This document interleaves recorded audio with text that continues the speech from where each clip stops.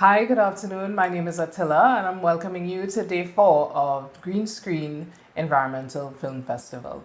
Today we have lots of great films in store for you as usual. We start off with Sustain TNT's short animation series, which looks at climate change, the story of plastic, the story of trees, and what we eat. Today you're also in for a special treat. We will be showing all of the finalists from the very short competition from the years 2018 and 2019, and that will be followed up by this year's finalists. And remember that you can vote for your People's Choice in the 2020 very shorts mobile film competition. Just go over to our Facebook page, Green Screen TNT.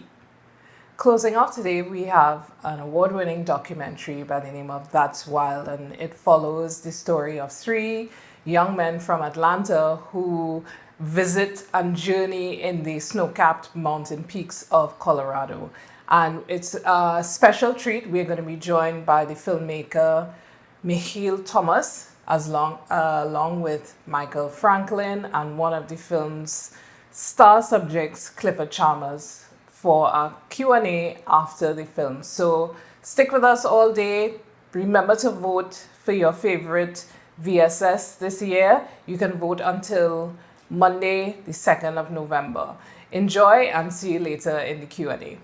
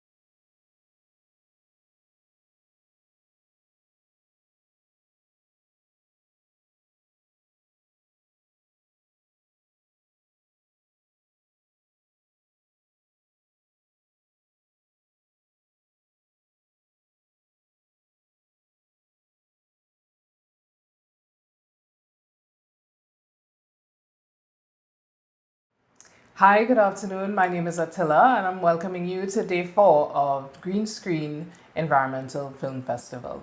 Today we have lots of great films in store for you as usual. We start off with Sustain TNT's short animation series, which looks at climate change, the story of plastic, the story of trees, and what we eat.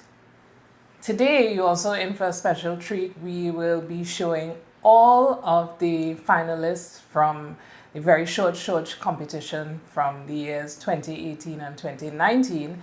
And that will be followed up by this year's finalists. And remember that you can vote for your People's Choice in the 2020 very short mobile film competition. Just go over to our Facebook page, Green Screen TNT. Closing off today, we have an award-winning documentary by the name of That's Wild, and it follows the story of 3 young men from Atlanta who visit and journey in the snow-capped mountain peaks of Colorado. And it's a special treat. We're going to be joined by the filmmaker Michiel Thomas, along with Michael Franklin and one of the film's star subjects, Clifford Chalmers, for a Q&A after the film. So stick with us all day. Remember to vote for your favorite VSS this year. You can vote until Monday, the 2nd of November. Enjoy and see you later in the Q&A.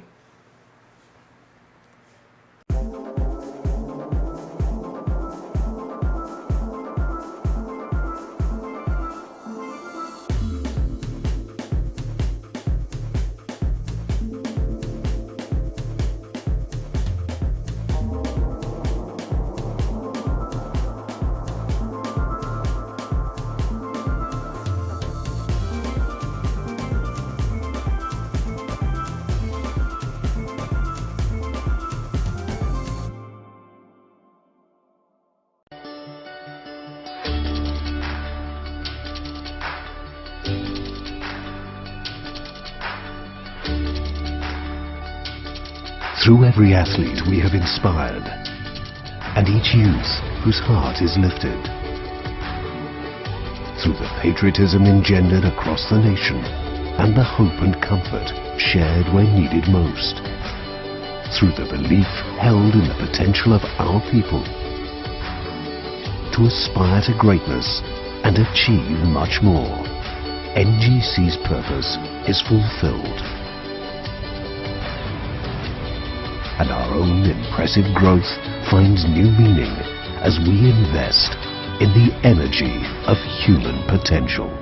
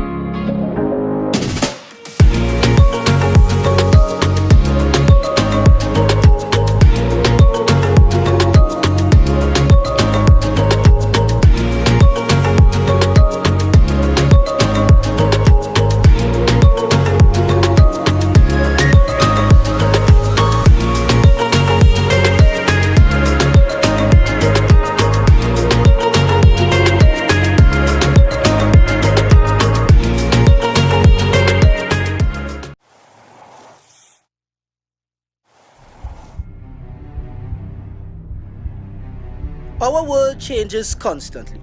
Pay attention long enough and you will see the seasons change from dry to wet. The Earth's climate is also changing, but not always in ways that you can see. The average temperature of our Earth is getting warmer as we continue to put gases into the atmosphere that trap heat, mostly through the burning of fossil fuels. Cooking gas, heating gas, planes, trains, cars, factories, even lawnmowers operate on fossil fuels. Warmer temperatures are creating conditions for more powerful storms. Our Caribbean region has been experiencing more severe storms in the past 10 years. Hurricane Ivan in 2004 cost the Cayman Islands billions of dollars in damages and lost revenue. Higher temperatures also cause seawater to heat up slightly, and small temperature changes such as these in the sea can have devastating effects on marine life, especially our coral reefs. These changes are happening because the Earth's land, air, and water are all connected to its climate. So what can we do? Preserve wetlands that can store water and protect coastlines. Improve drainage systems. Avoid building homes in flood-prone areas. Avoid the overdevelopment of hillsides and the displacement of valuable soil-protecting tree cover. Take action.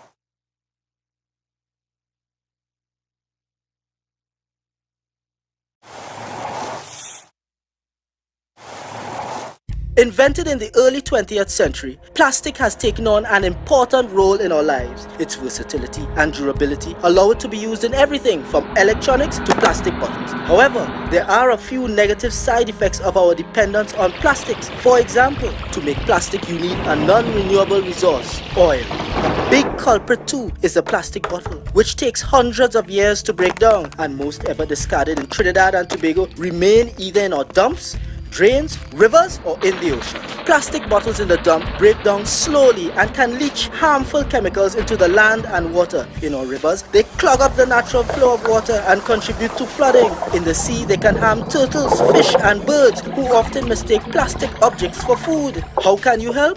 Well, reduce the amount of plastics you buy. Reuse what you can in your home, school, or your place of work. Recycle as much of it as possible. Reduce, reuse, and recycle.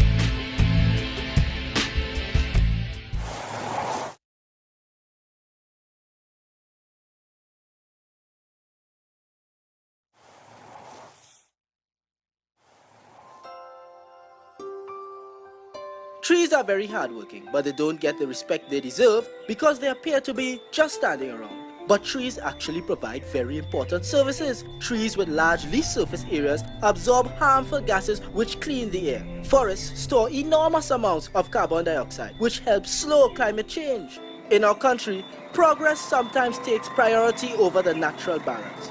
Concrete replaced trees in many places. With less trees to shelter the land, rainfall washes along the earth faster, carrying topsoil and swelling rivers, leading to flooding. The roots of trees play an important role in holding the soil together and preventing it from being washed away by wind or rain. Forests also help to purify our water. Well-managed forests help to reduce storm runoff, which in turn helps keep local rivers free from pollutants like fertilizers. In fact, many forested areas should be managed with the goal of maintaining their watershed health, like the Fonds Amans area in St. Anne's. For more information on the planting and nurturing of trees, contact the Fonds Amans Community Reforestation Project, the FACRP, by email facrp1@yahoo.com or call 750-1716.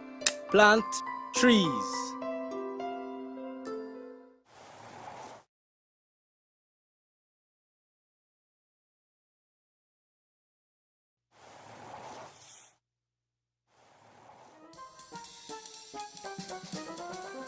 Do you ever think about how your food choices can affect not only your health, but that of the world environment?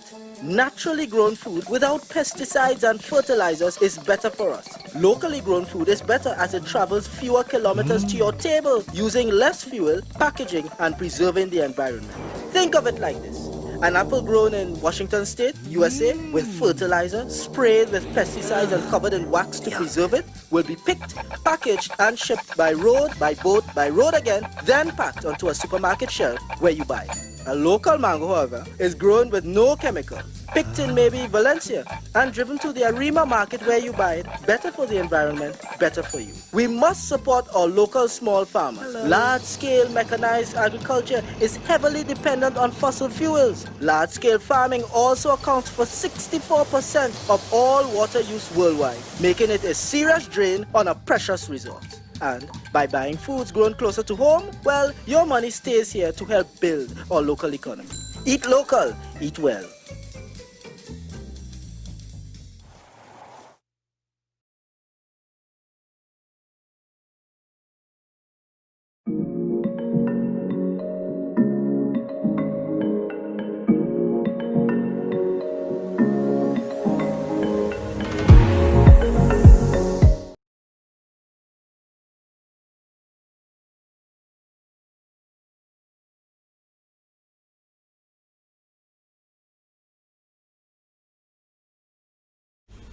My whole life has been shaped by where I live.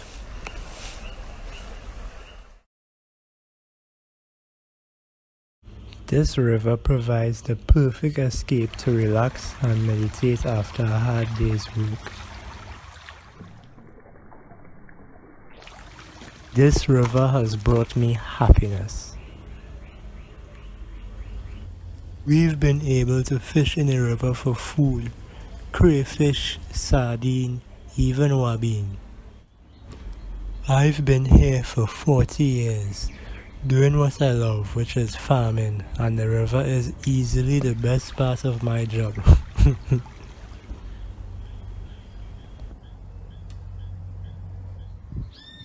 It has definitely sustained the development and the quality of my life.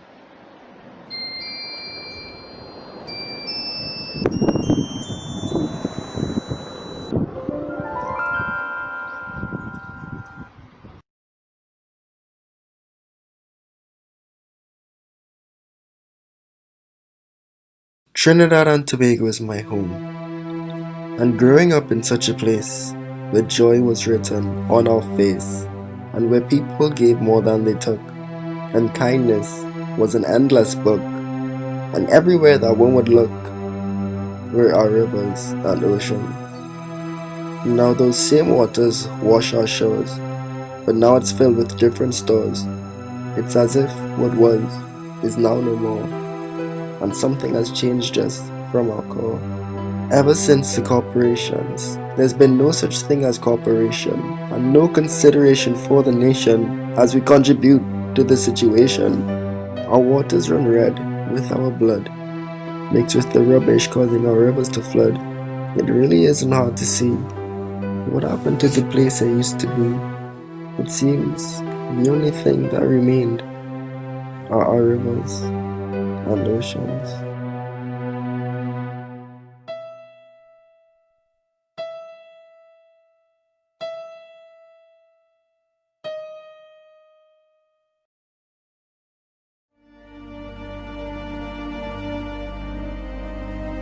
They say you can hear the sound of the ocean in a seashell.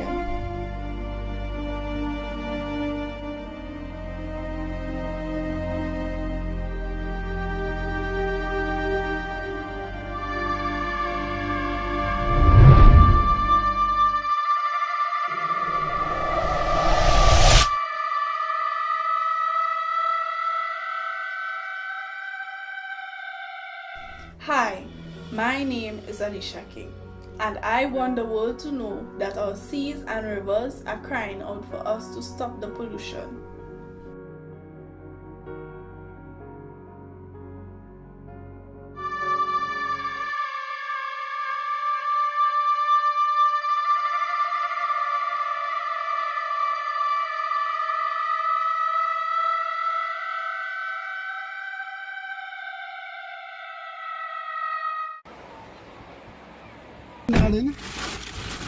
What is that? Yeah. I was walking along the beach and I saw a lot of litter. So I decided I'll pick it up. This is a clean bag though, you don't have to You worry. bringing that in my car? I'll put it in the trunk. You just throw it away when you find the first dustbin. Alright? What kind of nastiness is this? No. Listen there, what kind of old bottle here, bottle, somebody throw a clothes hanger, right? Styrofoam. A stray dog was eating that styrofoam, but when he saw me, he ran away. Listen to me. Even your plastic from the canvas inside there. Okay, here what? Just throw that out the car, please. I don't want that garbage in my car. Listen, this thing is hazardous to the health of these animals, you know, the turtles, the dog, and of course flooding in the rainy season. We need to throw this away. Oh God, just okay. Go. Go on, go. Alright, okay, good. Thanks very much.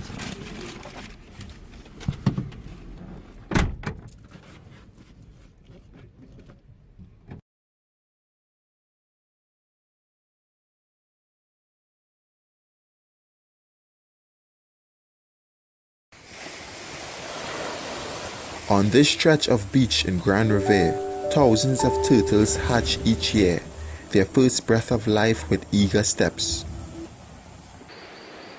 Vultures lurk way ahead, for a crack in the sand, the peak of a head.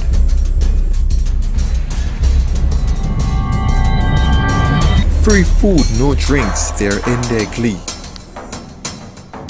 Unless they're stopped, it's a killing spree. The brothers sacrifice a needed diversion, but the threat still looms on the horizon. Attracted to the sea life's steep allure, the race for life begins on shore.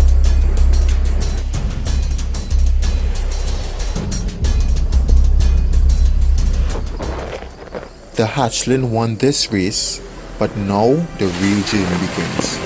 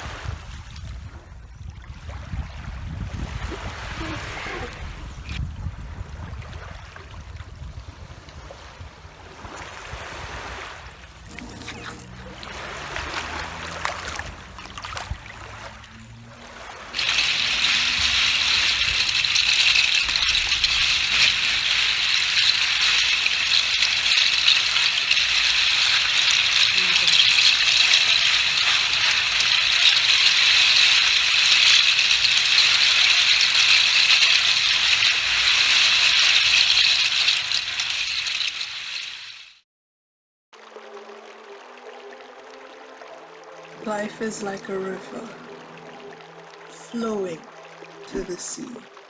The obstacles that we encounter may seem trivial to you and me.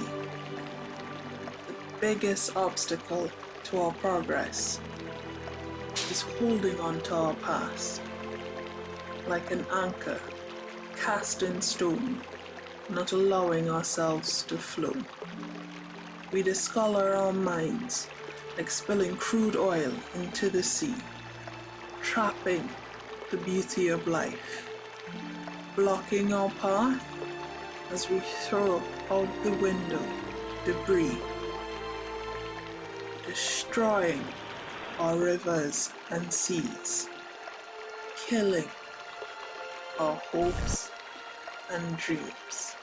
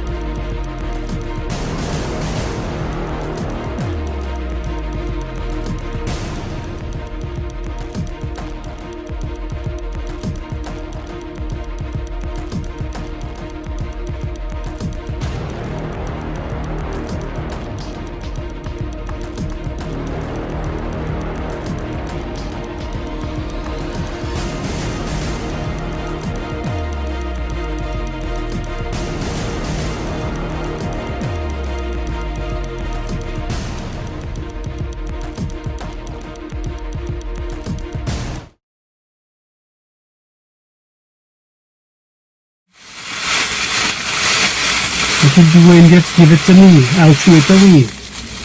You never listen to me. All I asked you to do is just throw it through the window. I'm not throwing it through the window. How many times to tell you? That thing will kill somebody. I mean, like an animal or something. You want it? Come on, stray dog. Do you want it? Yes, I want it. What you doing? I'm not your bin. Yes, you are. Listen, I will hold on to this. I will walk on the beach with it. I'll put it in my pocket. It will not pollute your car.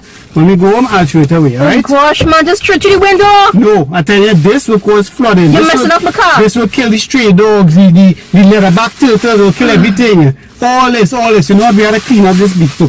I'm going to take a walk around and survey the area. You just Okay, Mother Nature, go. Alright.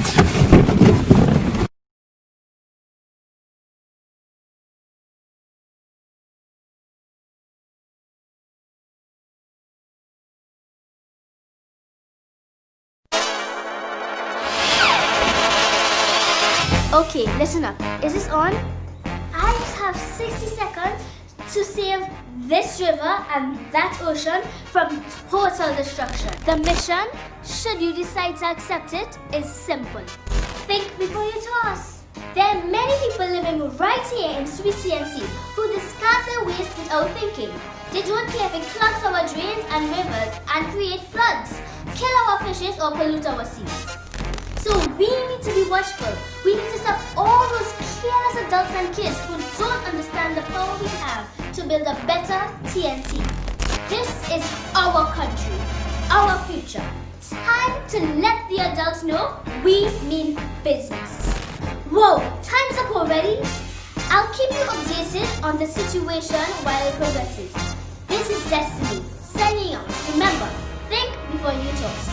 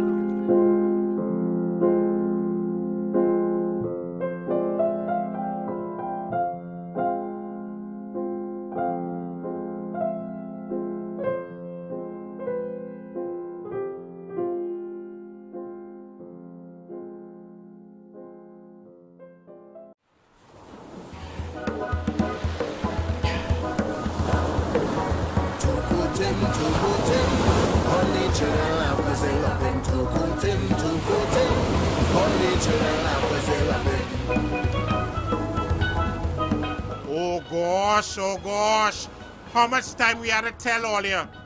Don't litter in the sea, especially plastic. Bless me. Listen, these turtles just take this plastic for jellyfish and start to choke on it.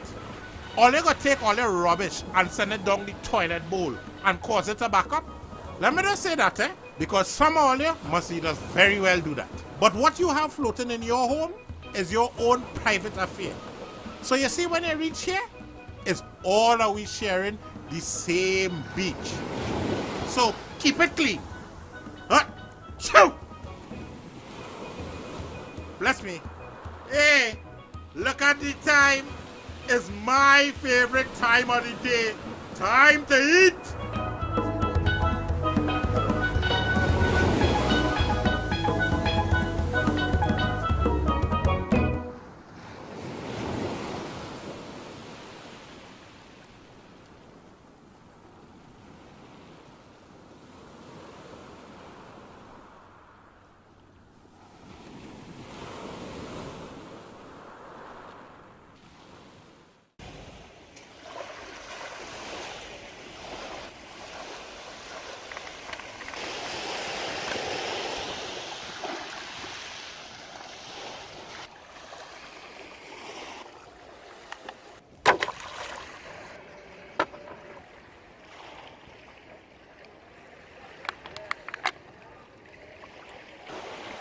Hey, you just threw that bottle? One to you, boy. You know how important this sea is, or? Huh? People just come here for food. People just make a living here. Or they come here and like, look at the place. Look at the place. Look how much rubbish it have. And you're still throwing more? Boy, treat the sea with some respect, eh?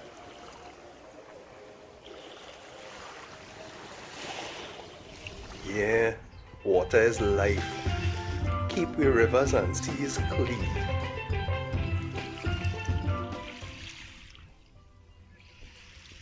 Extravagant beauty, the northeastern coast of Trinidad is a haven of waters, welcoming visitors and locals alike. Of recent times, one may notice a brown seaweed creeping up the stretch of coastline. Local fishermen are concerned about the multiplying seaweed called sargassum. Knowing not where it comes from or how to stop its rapid growth, the seamen must adjust to the new occurring in their environment. One can be transported from a view of wonder at the top of the long-standing lighthouse to a state of speculation, pondering the condition of the shore with the invasion of sargassum. Like the nuisance of a scavenger in the midday sun, sargassum makes its presence known. However, it cannot surpass the resounding beauty of Tobago with its cliffs, surrounding waters, and breathtaking views in every which way one might turn.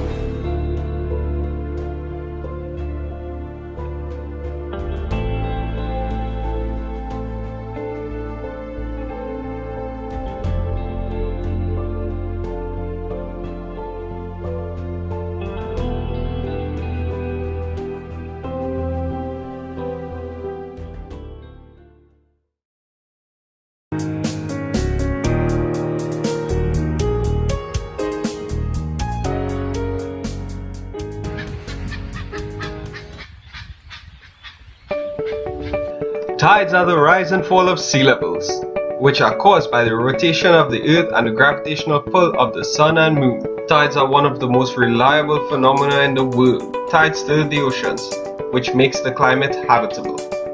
In terms of marine life, sea creatures like crabs inhabit zones in which tides ebb and flow. Take a look at these mudskippers in the mudflats of Brick Bay. In these zones, we see how species adapt to different habitats. For instance, around the world, mudskippers use their pectoral fins to walk around on mudflats. Just like these cool guys, sometimes we have to go with the tides.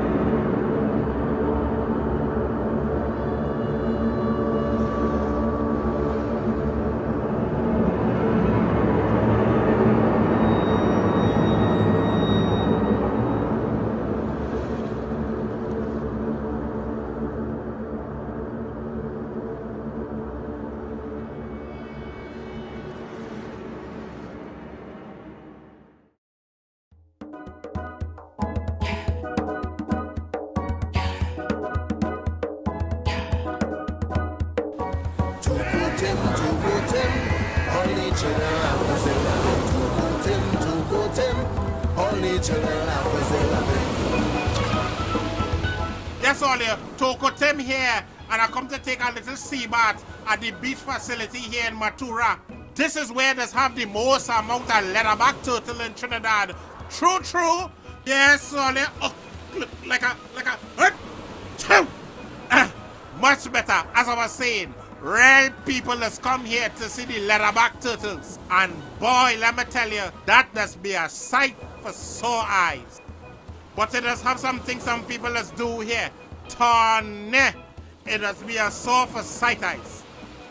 I find as big people, nobody should have to tell you not to stand up or ride on a turtle, especially if they lay an egg? If that makes sense to you, I want you to walk in Mount O and stand up on the first pregnant woman you see. Eh? That could ever make any sense? What really go wrong with all you? You're too big, man. You're too big.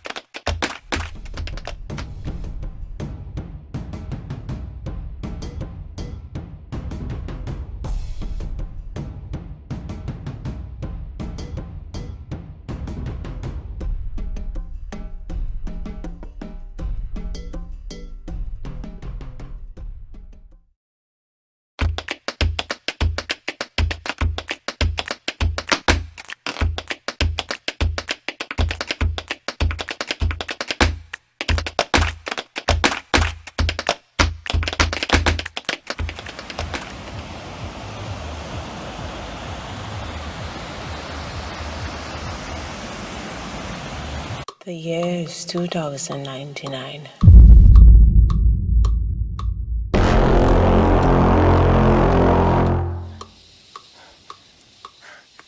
Recycling is no more.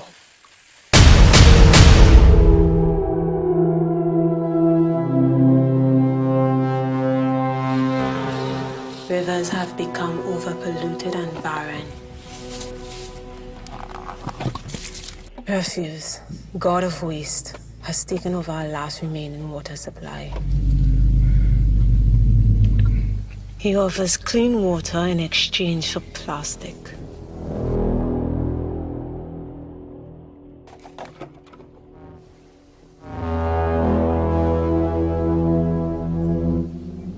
Where did we go wrong?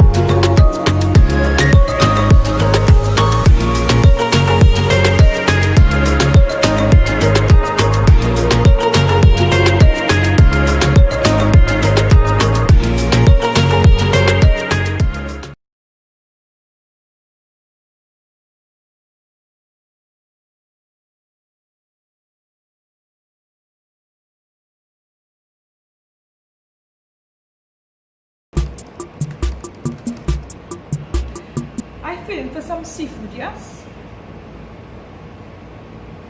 Tell me about the things that excites you.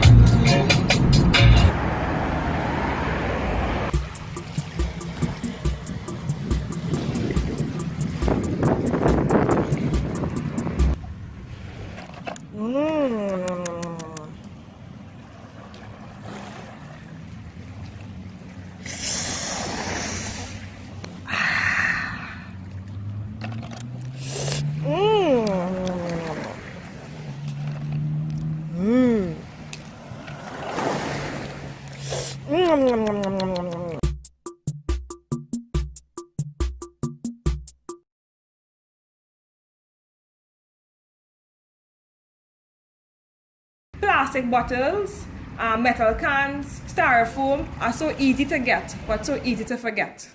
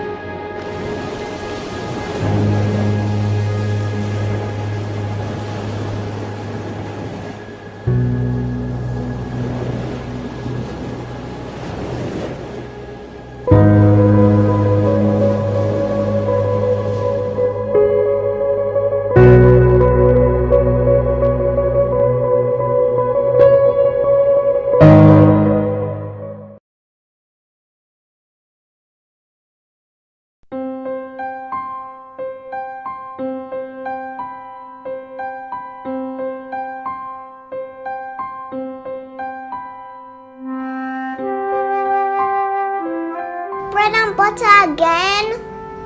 It's all we can afford. My job was my bread and butter, okay?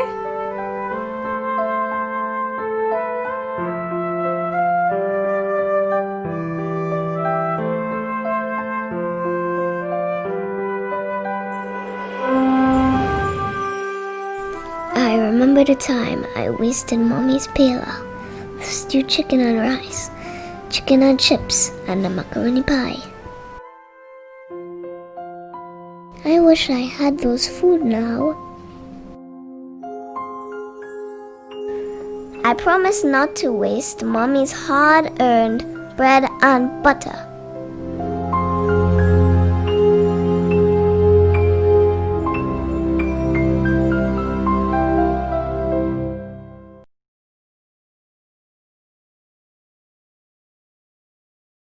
Composting is all about being responsible for the garbage we create. Let's show you how we do it. First, we start with a bucket with the bottom removed. Then find a shady space. The key to composting is adding equal amounts of greens and browns.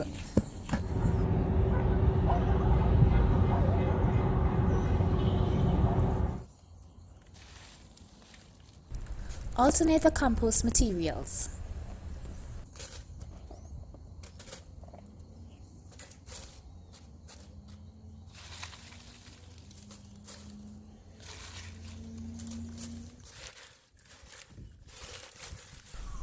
And just like that, we are finished. And within 3 months, we get rich super soil, fertile and perfect for growing.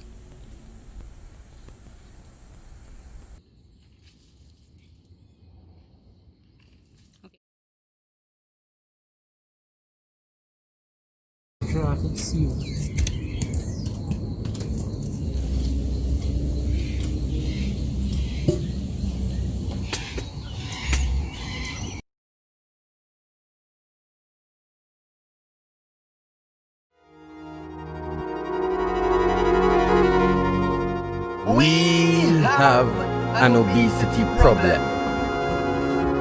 Not my problem, or so they say. Unless it affect me, it don't affect me. And that is some nonsense affects we. Taking the land for granted. Not enough crops planting. But we love we plate full ungrateful. If time could talk, then time would tell you. The more we wait on others to pull the weight, we put more weight on ourselves. So we have an obesity problem. Latitude and longitude equals longevity. Your belly and your ego is too much to feed. So don't let food shortage be the result of greed.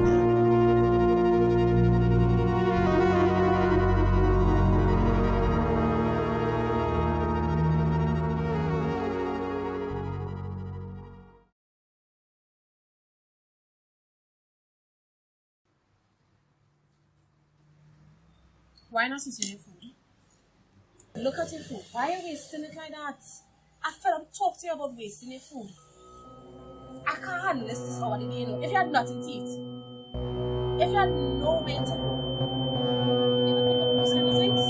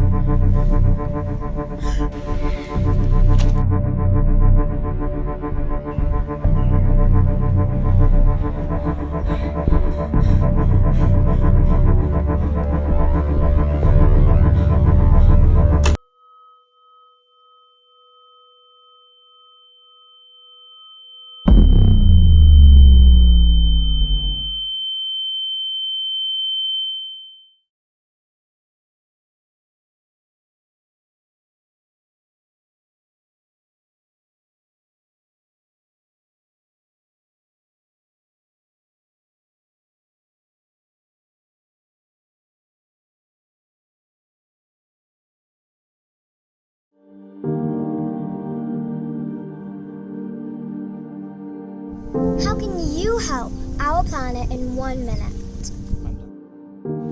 Reduce our waste. Give something old a new life. Repair what's damaged. Recycle our waste. But is this enough? Still 1 million plastic bottles are bought every minute. 91% of these bottles are not recycled. 5 million pounds of garbage is created globally every minute. And 1 truckload of plastics enters the ocean every minute.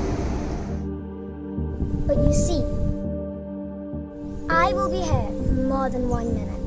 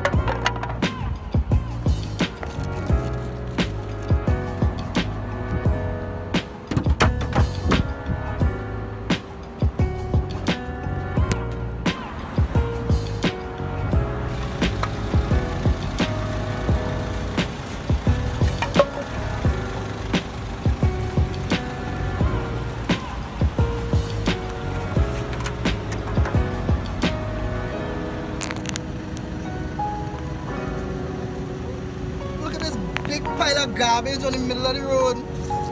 Why treat people so nasty, boy?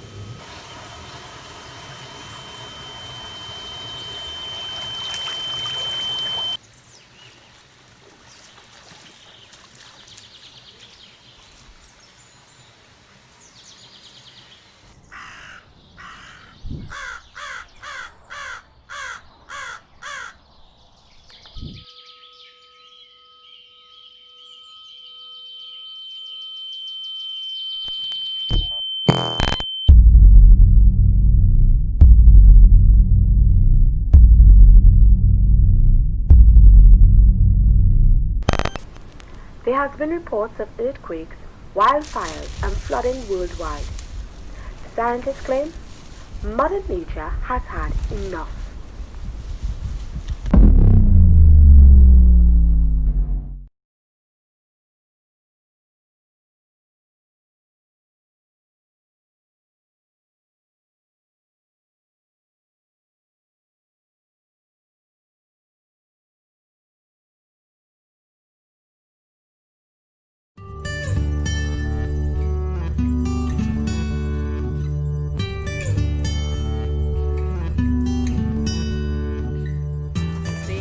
Oleosaccharum made from using the rind for the end use of your produce.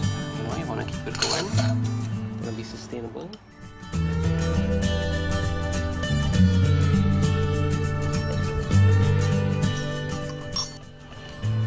As you point to this, right? This $3. But actually, I appreciate what we have.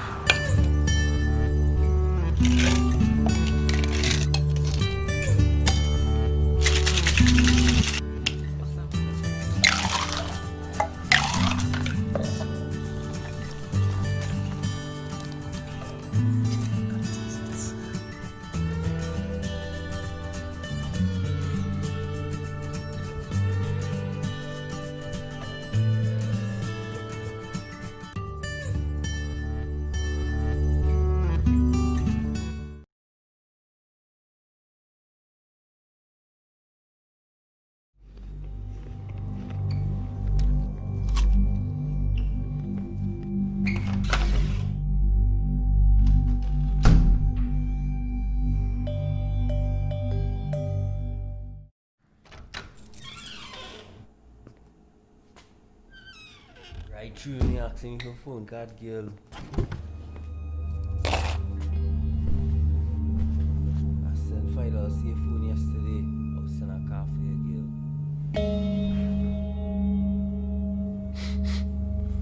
Hold on there.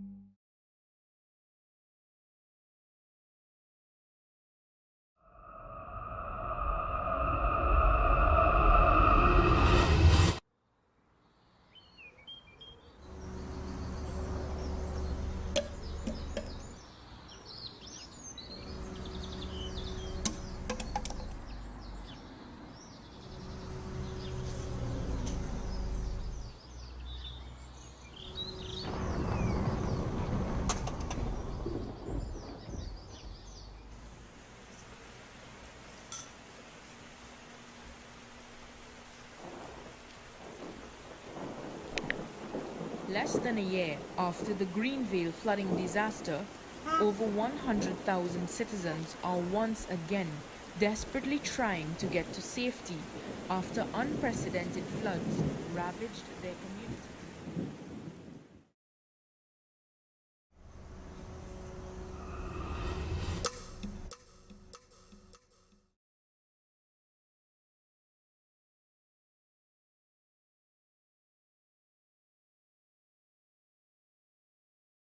Welcome to paradise. We have it all. The most exotic foods, most beautiful beaches, clear sky, clean oceans. I loved it here.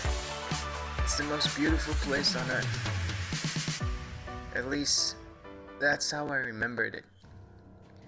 See, a lot of things have changed since then. It was us. We did this to ourselves. Poison our waterways and lands with our wastefulness, our pollution, led to flooding and environmental destruction. Now we fight for food. Clean water? Well, that's a thing of the past. If only we listened. If only we could go back. My world, it's a nightmare now. Every day's a fight to survive, but yours doesn't have to be.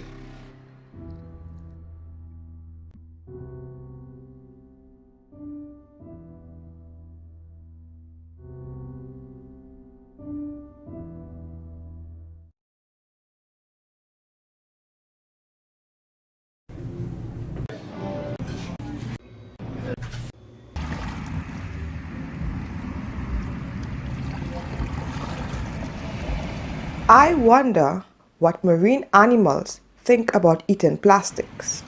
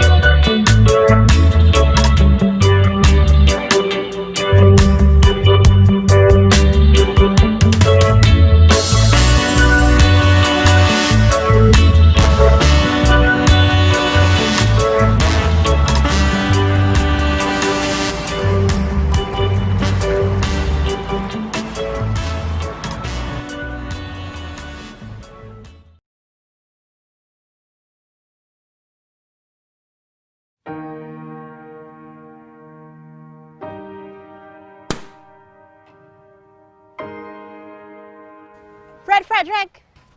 Excuse Mr. Frederick, sir? You is Red Frederick, award-winning environmental filmmaker. Yeah, but... I loved your last film. You see, the concept was so dramatic, especially the part with the bang, bang, bang. Right? Really appreciate that, but Hey, Red Frederick.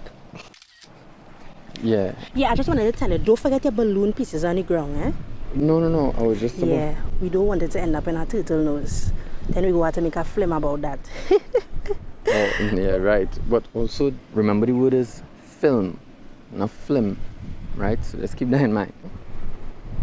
So, one little competition you win and you feel you could tell people how to talk and you could leave your rubbish everywhere? That's why you teaching your child? I was just... Yeah, you have a good day, Mr. Literature, littering, linguist. All you good, we? All you ready, which way are you going?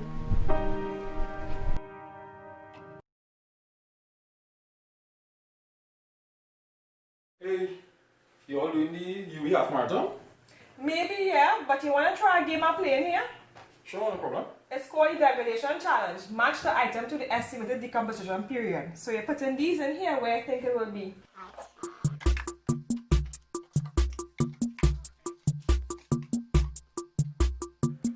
Alright, not a bad job. So plastic straws is right. It does take 200 years to break down. Sanitary napkins can take about 400 to 800 years to break down. Fishing line about 600 years. Styrofoam actually takes 500 years or so. Aluminum is 200 years. Plastic bottles can take about 400 to 450 years. But this can hang around for about 1,000 years or more. I didn't think these things would take so long to break down though. So people might think, okay, I'll use this instead of this or this instead of that and trade up. But generally, what you should do in terms of materials and products is reduce, reuse, and recycle.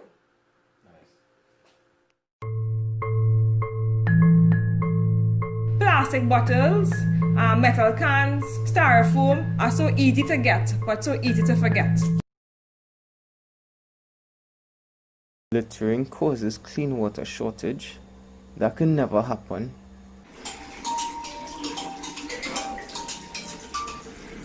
Yo.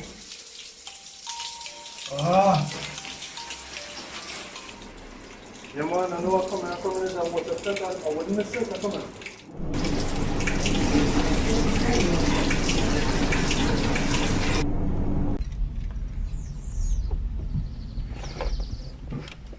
Seriously, what?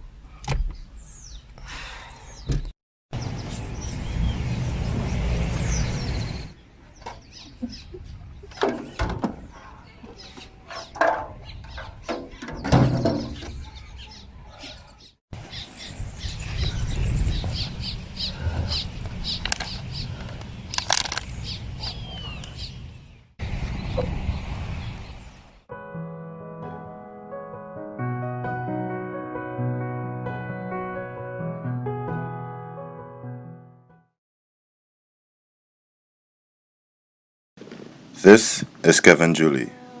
Hi, I'm Kevin. Like millions of mangoes before him, Kevin will most likely ripen, grow old, and fall to the earth where his seed will grow. There's a chance that Kevin will be chosen, skinned, and consumed. It seems that Kevin has indeed been chosen. Wait, what? Hi, I'm Kevin. Hi, I'm Justin. Little do they know what's in store for them. Green mangoes like Kevin and Justin are perfect for making chow. Chow? What's that? What? What's going on? Bro, don't cut me, bro. Justin, no! Wait, no, not me too. First, the mango is peeled and chopped up. Chop, chop, chop pieces. Then it is dressed with shadow benny, garlic, lime, salt, and pepper. That looks delicious. The rest of Kevin is added to the compost, where it will be broken down into food for the soil. Now let me get some of that chow. Nature is simply wonderful. Kevin's seed has become a baby mango tree. Hi, I'm Kevin. Want a penny to buy mango ver, mango tea. Give me a penny to buy mango ver, mango tea.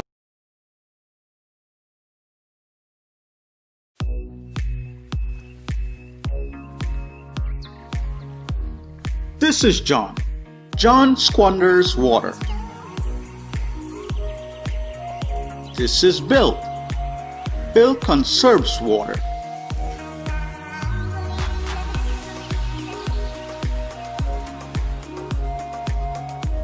Don't be like John.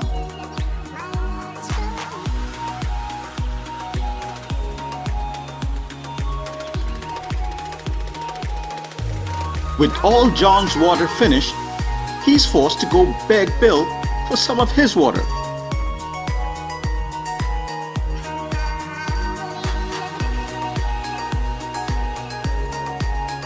Luckily, Bill's a nice guy. Bill gives him some of his water. Don't be like John. Be like Bill. Conserve water.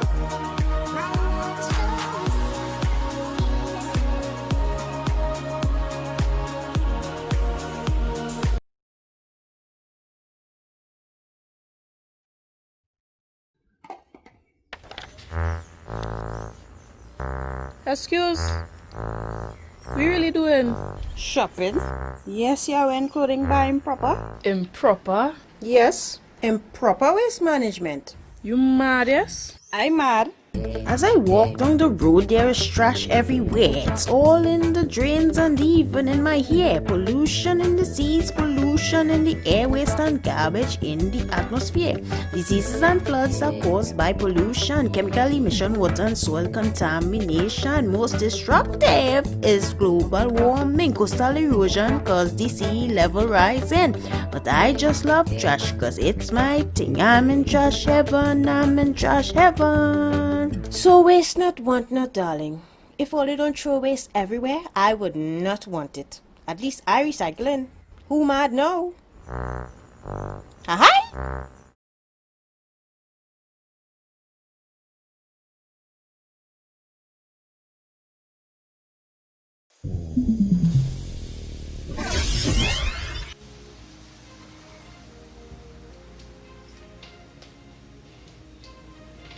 You go play, right?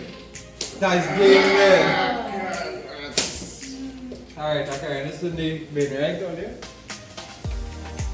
Boy, wait, bud.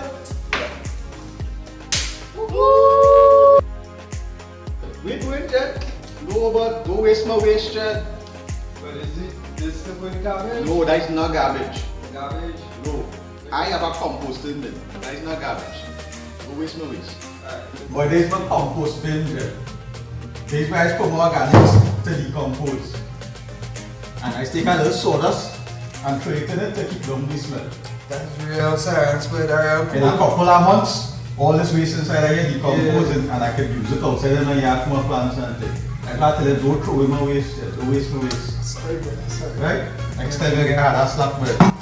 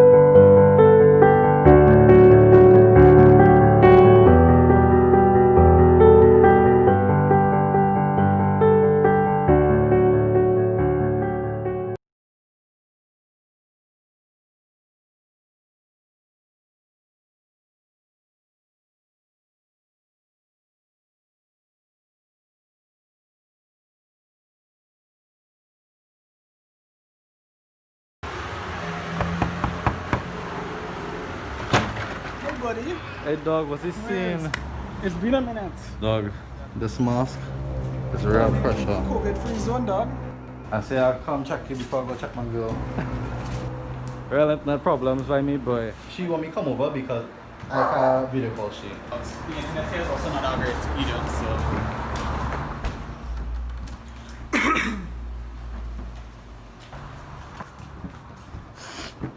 Oh, I got what that? Oh yeah, that's it. Oh wait, look at shoulder. Hey buddy, Hey, what's you dog, saying? I have something to tell you. The other day was a vibe. Yeah, it's actually about that. Since then, I had to go and get a COVID test and it came back positive. So, you gotta be careful. Yeah, COVID free, huh?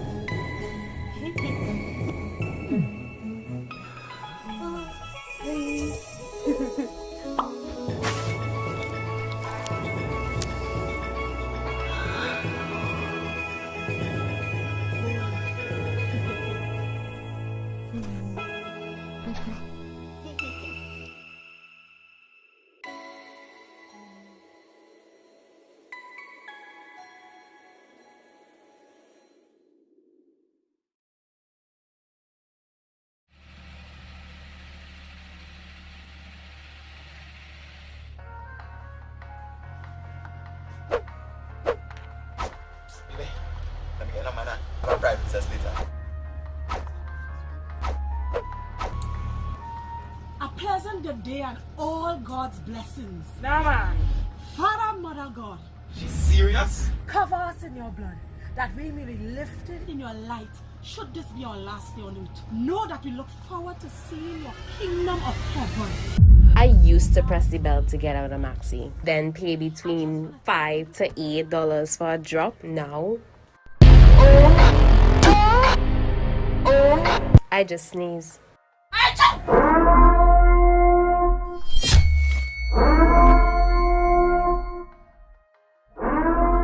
Oh, Jesus.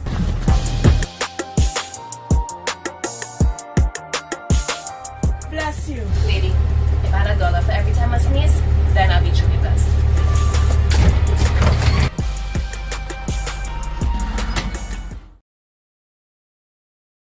Continues to depend on imports for the majority of food. Yes, I had indicated, and this is from the beginning of March. I said that we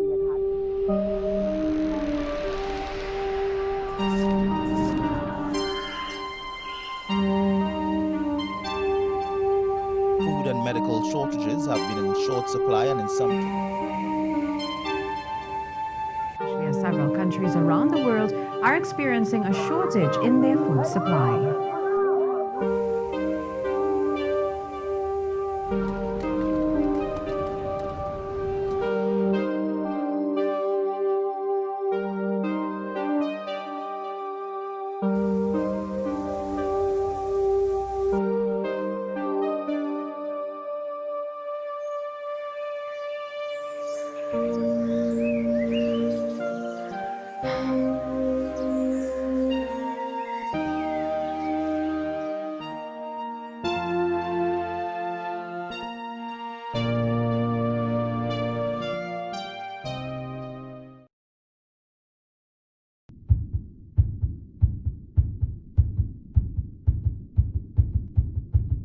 Breathing.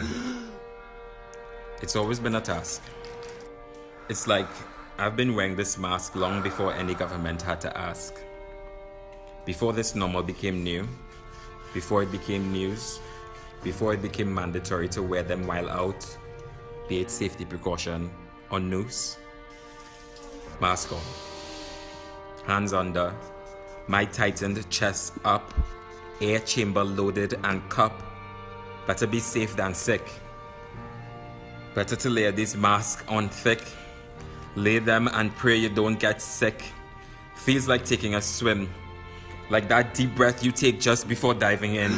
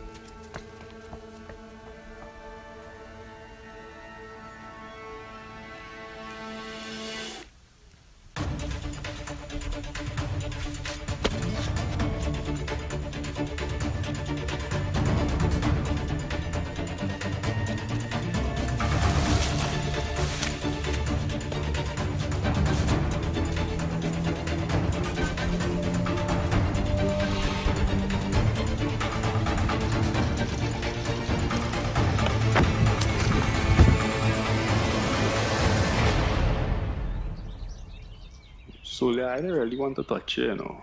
You just drop your mask.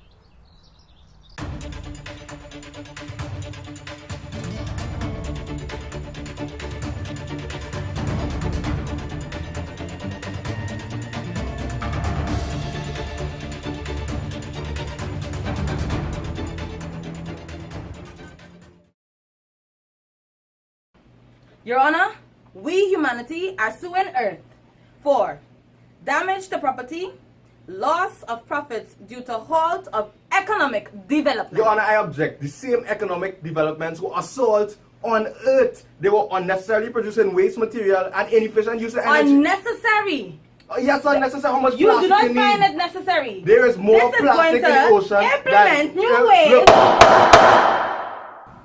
In the case of humanity versus Earth, humanity, you have been found guilty of all charges levied against you, and as such, you will be sentenced to COVID-19.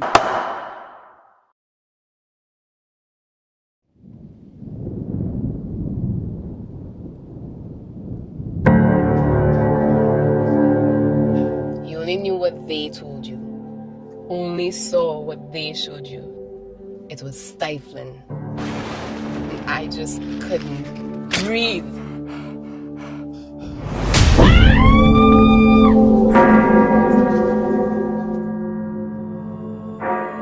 We have with us today a Peepa. P10. She has chosen to expose herself. Infected. Remove the infected. Follow the order to be protected. Please! I can't live! I can't live! All that because she couldn't keep on her mask? Mm-hmm.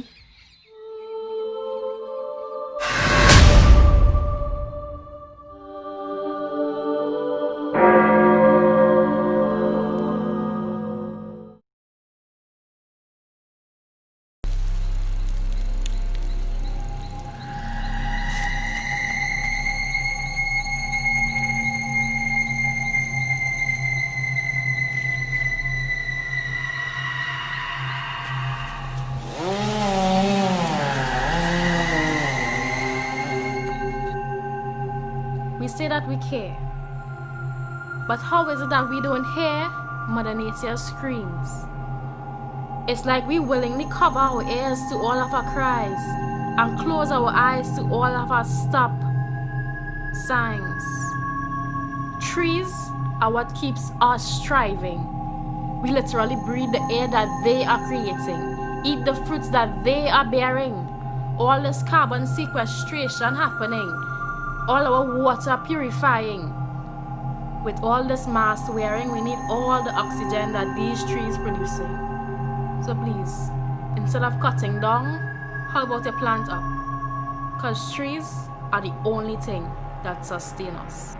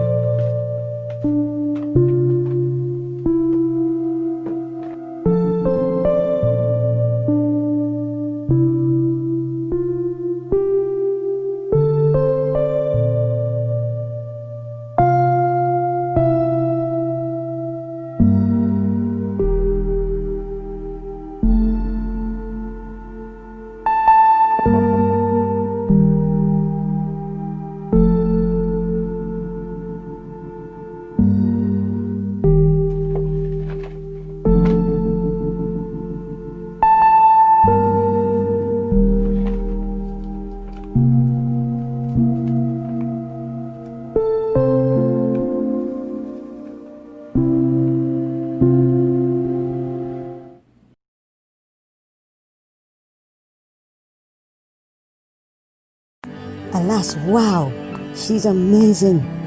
My desire by all above, even faster than COVID, for her spreads my love. Come fly with me, I want to take you away by the arm. Flowers in hand, there's no way you can resist my charm. Alas, my offer refused, things over before they began. Bested by a fellow suitor, carrying a couple tomatoes and a big bagan. With lyrics like, I have so much room in my heart for you, I'd be a fool to think I could compete and continue my pursuit.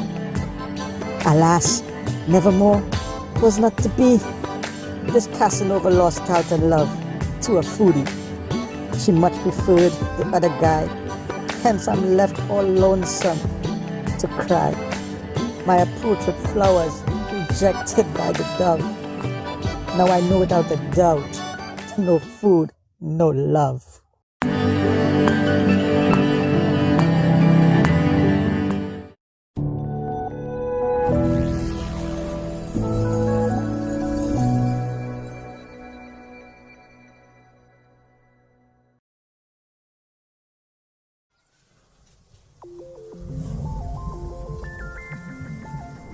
Looking for a zippity-doo vacation? Let's introduce you to the brand new Earth. A place where a lot of personal space is guaranteed.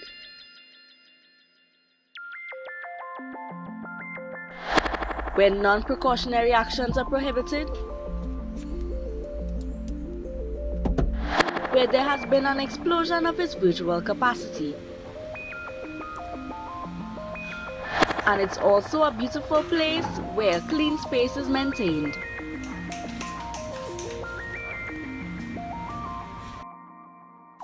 For 3 simple payments of 300 Ghana each, you can have a stay that will take your breath away.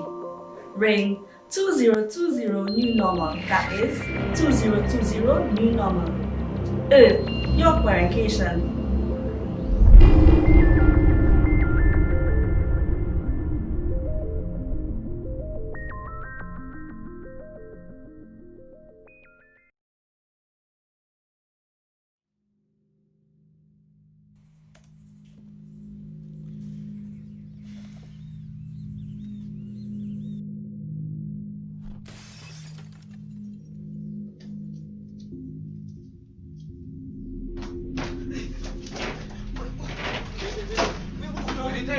What things? Hey, just any mark. Not there, man. I have no things. What things? Yes, I have no things.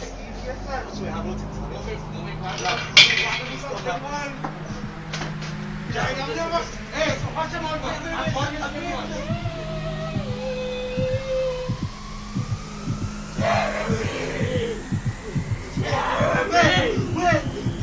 No! Jeremy? Jeremy? Mr. Daniels? Present.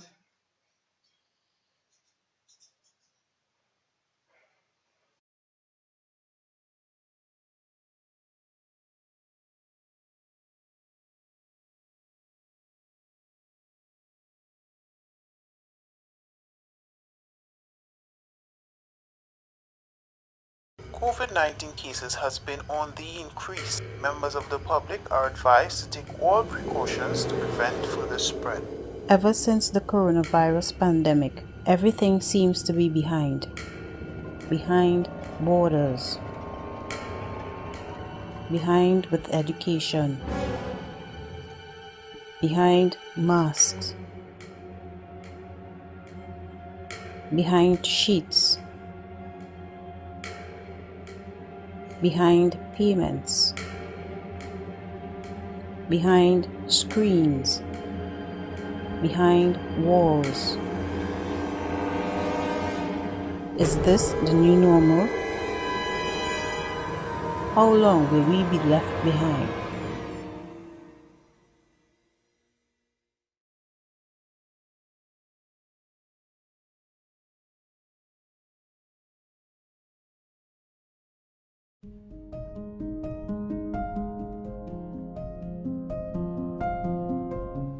From the minute I was planted, I wanted to somehow show my gratitude to humans and the earth. As I got a little older and started to sprout, I noticed the massive trees. These older trees worked tirelessly every day to cleanse the air by producing oxygen and reducing carbon dioxide. They also provided shade, shelter, and food for mankind and wildlife, all while looking beautiful and majestic. I had found my role models, and my dream was to grow up to be just like them. I guess dreams really do come true.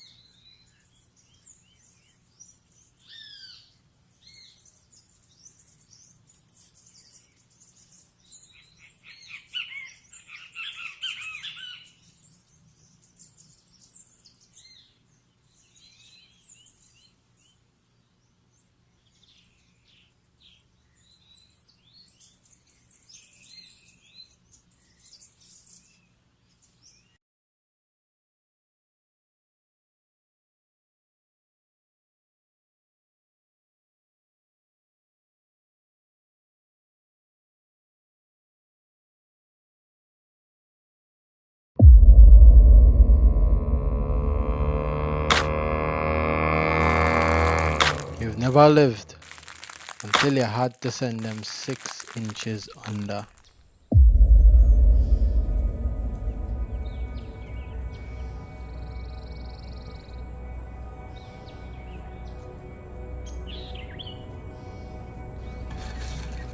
Granny always used to say, plant your roots, young boy.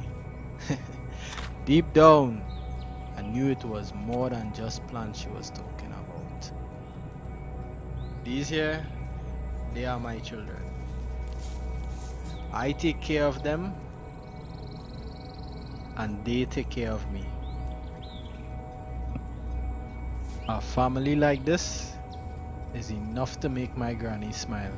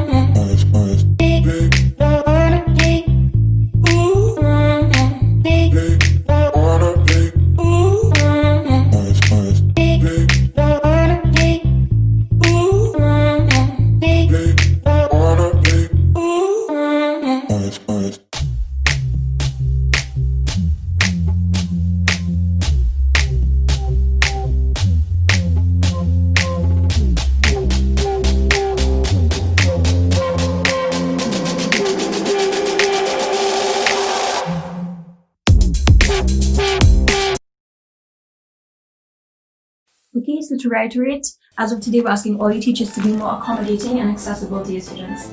Okay, be safe. Bye.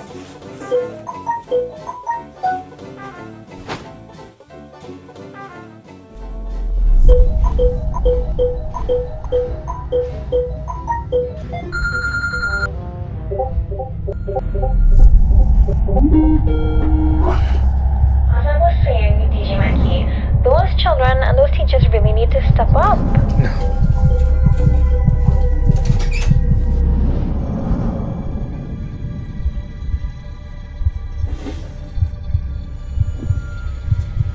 Breaking news. As of 4 p.m. today, teachers nationwide are now By law to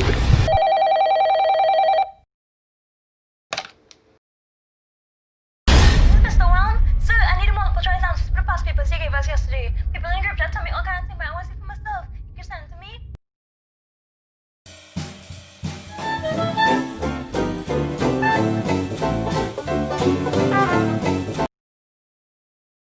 Mommy, the alcohol going to the hair. Or let me quiet on the phone. Yeah, girl, them always using me, you know. True.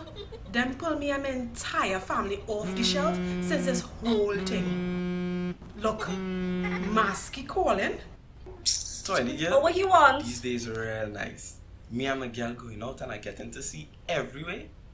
When you see she rush she lips on me so, and she breathe a hot air down my back. Look. What you want? I'm just calling you to tell you that me and my girl going out just now. Ah, look she coming. Hey. Where you going? Don't forget me. Masky like she have a next mask and she can't. Hello? Will you hear me? Who's essential now?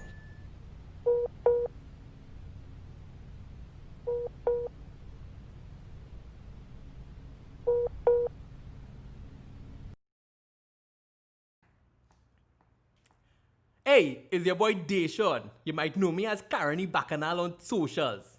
Up until March 2020, all I cared about was getting more Insta likes than Double G. But when COVID hit, people stopped studying socialites and instead celebrated real-life heroes like doctors and nurses. I wanted to be a hero too, so I thought, what people need more than colorful pictures of my beautiful self? Straight away, I knew the answer. Food. There's nothing people need more during a crisis than food, especially when you're a Trini. So now I grow my own vegetables and fruits and rear my own animals. I'm able to feed my family, and in this small way I contribute to the food security of our sweet little islands. No more grapes and broccoli, it's mango and bygone down the line. Going back to a simpler life is not a step backwards. You don't have to have a big plot. Use your balcony or yard. Be a real life hero like me and grow your own. By the way, being a farmer works like a magnet with the ladies.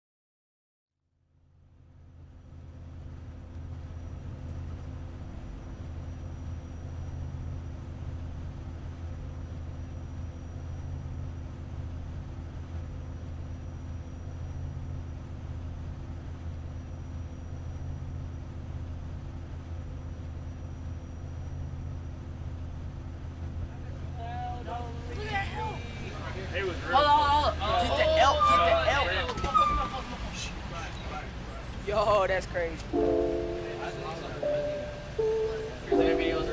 want to get a look at them? Yeah.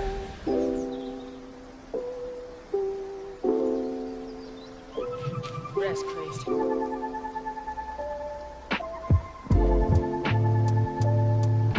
I'm finna walk right there. I'm an L too.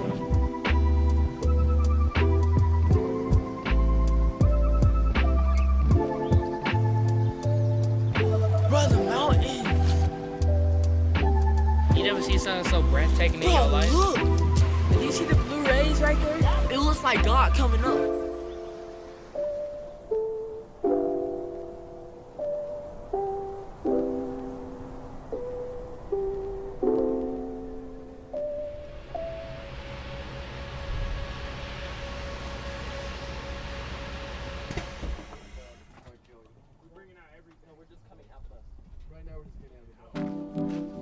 Wilderness Works, when I first heard of it, I thought it was a program where we just go like a Boy Scout type thing. I skipped over the whole wilderness parts. So where the entrance gonna be at?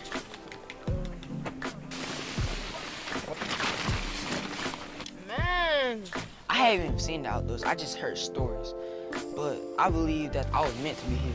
I just wanted to see different places. Right there. These are the legs. The little knobby things are the legs, right? Please help me. Mickey Mouse help me out. Most of the trips I've been on, we were in Georgia or probably North Carolina, but never really went somewhere where it's just wilderness and wild, like Colorado. This is one of our youngest groups to fly on a trip and go into a national forest and do real rugged outdoor living. They're a bit on the young side, but they learn a lot and they grow. What's the name of that movie, Dylan, that you told me about with the people that put on all the weight? They end up being on like these... Is it Wall-E? If you've seen that movie, so all they do is watch TV. They've got like food that just comes to their mouth. They don't have to do any work. And they become softer and softer to the point where, if you ask me, it's like they're dead. You understand what I'm saying? And I'm thinking that a lot of us do that for 50 weeks out of the year, and we stop doing this. Outdoor living is living. And believe me, when you go home, when it's September, you will look back at this experience and you'll have kind of a pain because you'll be looking back for it. So, wow, that was cool. I really connected.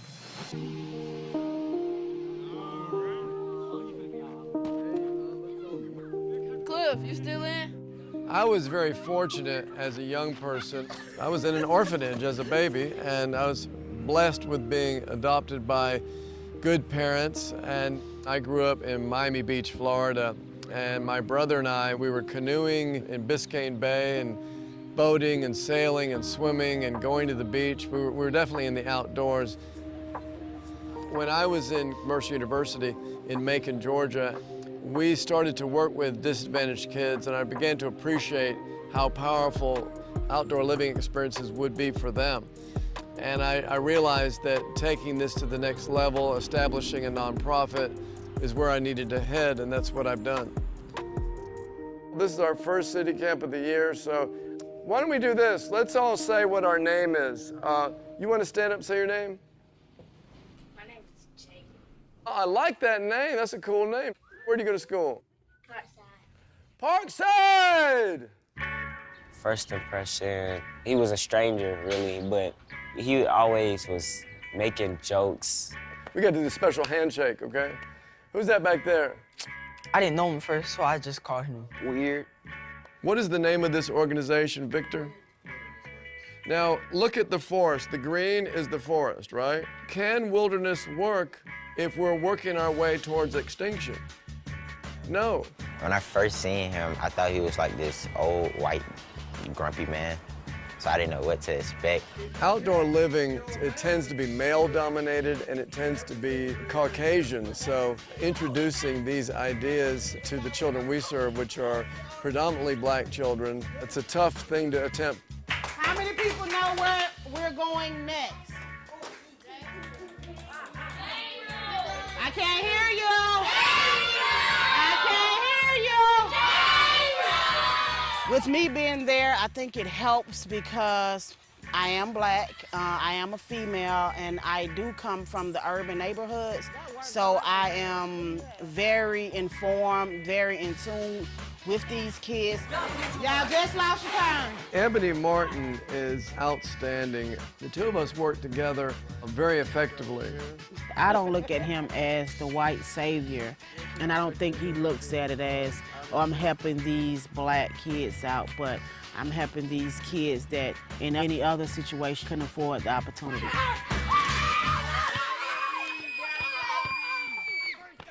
Let's go. What we do at Wilderness Works here, we want you to have fun, but my job is to give you ideas. Do you understand me? So let me give an example. How many people here can say, I have a lot of absentee father in my life? Raise your hand. I know I can. It's a lot of people. I think he can connect with us because, you know, Bill also grew up, you know, as an orphan, and he didn't have his real parents in his life, so he couldn't have that real blood-on-blood connection. I met Clifford when he was in 5th grade. His dad was in prison, and his mom had a full-time job. He's got 2 sisters and a brother. He was like the man of the house, right? He's only in 5th grade. We have parents that work 2 and 3 jobs just to struggle. It's a lot of things going on with the child as well as the family as a unit. With Nick, for instance, he is grappling with depression. With Clifford, he had to grow up with a father who was incarcerated during most of his childhood. Amani has experienced chronic homelessness, constant instability. Right now, I'm just concentrating on, like, really trying to work and get us somewhere to stay. You know, you need your own room, your sister needs her own room, and 3 bedrooms are not cheap here. Yeah. Literally, I gotta work a lot. I was around 4. It's when my dad first got arrested, and I think that's when it actually started with all the chronic homelessness and stuff. Sometimes I stay in a hotel where it's like prostitutes and people selling drugs and smoking weed and stuff like that. I've never really like lived on the street. I think it was because my mom, she'd always find a way, really, even if it was just going to another shelter or another hotel. Do you remember, like, some of those rinky-dink hotels sometimes, like when I wasn't working? And we had to lug all our clothes around, and sometimes I say, y'all, we just gonna be here for a couple of days. Let mama gonna figure it out, and we're gonna move somewhere else. You know, I always try to make sure, you know, we got something good to eat or something like that. But a lot of hotels, I look back and think, wow, how could I, you know, allow us to stay in it and with y'all? I was mad at myself because I felt so ashamed of being homeless and living in shelters and stuff. I was ashamed that I didn't live in a house or an apartment. My mom did have a good job. She didn't get good money.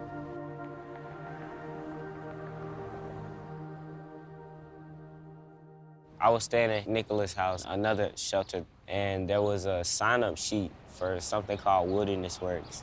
So my mom had just put my name on the list. They was like, oh, we think your son would be a good candidate for it. And I met Bill. We sat down and talked. And the next weekend, I let you go. This was your first time ever going away from me, you know? And you've been going every weekend since. And that was, what, 6 years ago?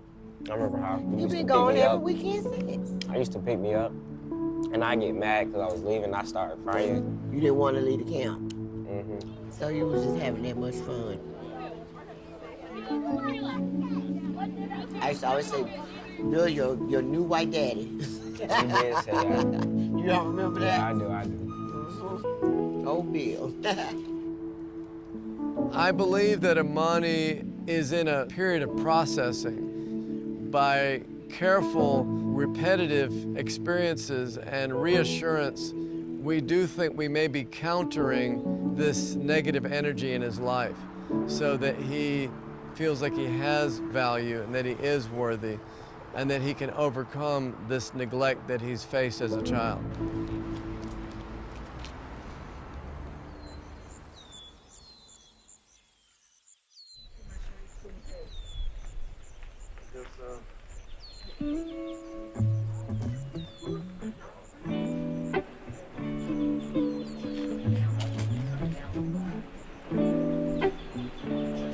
Kind of remind me of a red panda and a squirrel.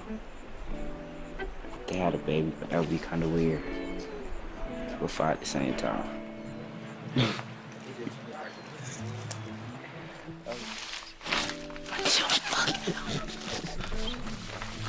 bet you want to stick your hand on it. I bet you I won't. What if it just charge out the whole, like, just... It's gonna catch no hell. I give you all my whole dinner food if you go do it. I got 2 bags of mashed potatoes. Let me get a bag. Go do it. I made a bet with Nohea, because Nohea said if you stick your hand there, he'll give me half of his dinner. So I stick my whole entire hand in there. I hear something like sniffling on my hand, and I pull it back. I was like, that. He just let me have his mashed potatoes with the chicken. That's a combo. You know how good that was?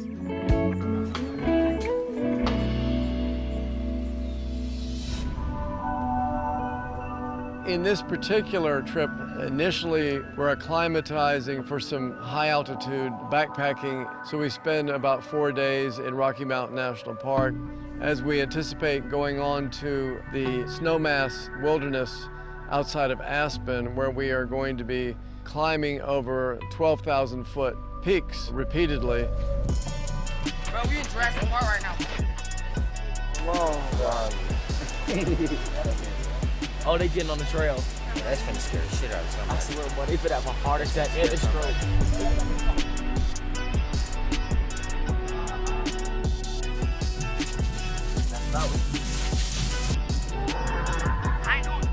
I gotta do this start with the seed. The first time I ever saw snow was like probably that one time it snowed in Atlanta.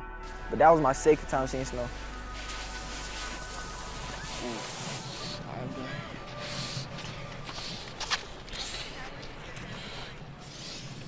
Well, what the heck? Why is it so cold? Dumbass man. Dumbass man.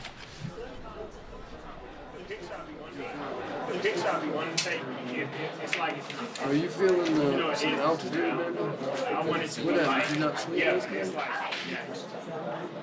Let me ask you a question. You seem very energized right now. Is that? Yeah, you do. You seem tired. You sad. I don't know what be wrong with Nick. I don't know. But all of a sudden, like, he'll just distance himself, you know, like, just get down like he's thinking about something. It's weird. I just be in my own world. I mean, I try to fit in sometimes. Like, I try to change my personality, but a part of me saying, like, no, like, just be yourself. So I be myself sometimes. I think Nick, he likes being surrounded by people, except for when he's in his moods or, I know he likes to be alone.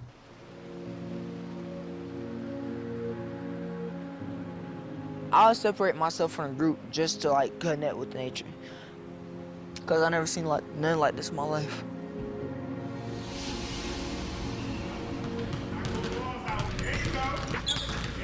One moment I'll be happy, but then I'll think about one thing and my whole mood just changed. Like, I'll get depressed. And then people will be walking up to me and I'll just, like, isolate myself. I'll be like, I have, like, my own space. Like, I'll be like, leave me alone. When you're in the city, it don't stop. Like, school, weekends, work. And, like, extracurricular, like basketball, after school program. I babysit my niece and nephews. It's like, you're trapped in the bubble. I'm tired. Now, I'm concerned about you because we want you to grow into someone that is excited to be who you are. You have to learn who you are. What do I like? What do I not like? And it's challenging to develop your own identity, but I see that you're under pressure How often do you feel like you're dealing with sadness? Not every day, but it's like majority of times. What do you think you're sad about? I don't even know. It can be about multiple things. It can be about family related, anything. You're not sure where they're coming from, but you do feel them. Yeah.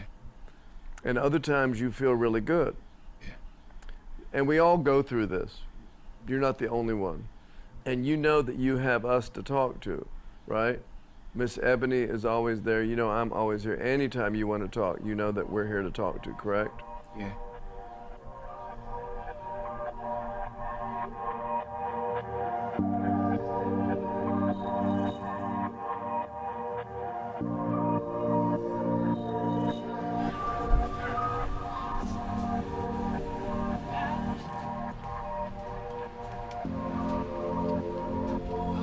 Home sweet home. Yes. So we've got work to do. We're gonna have to get our backpacks out. We've got to think 5 nights, 6 days. Oh, you? Well, why did I buy this?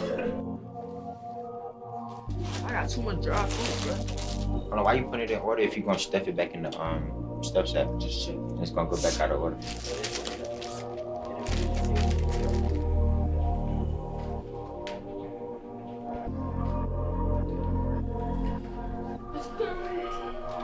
Open the door, please.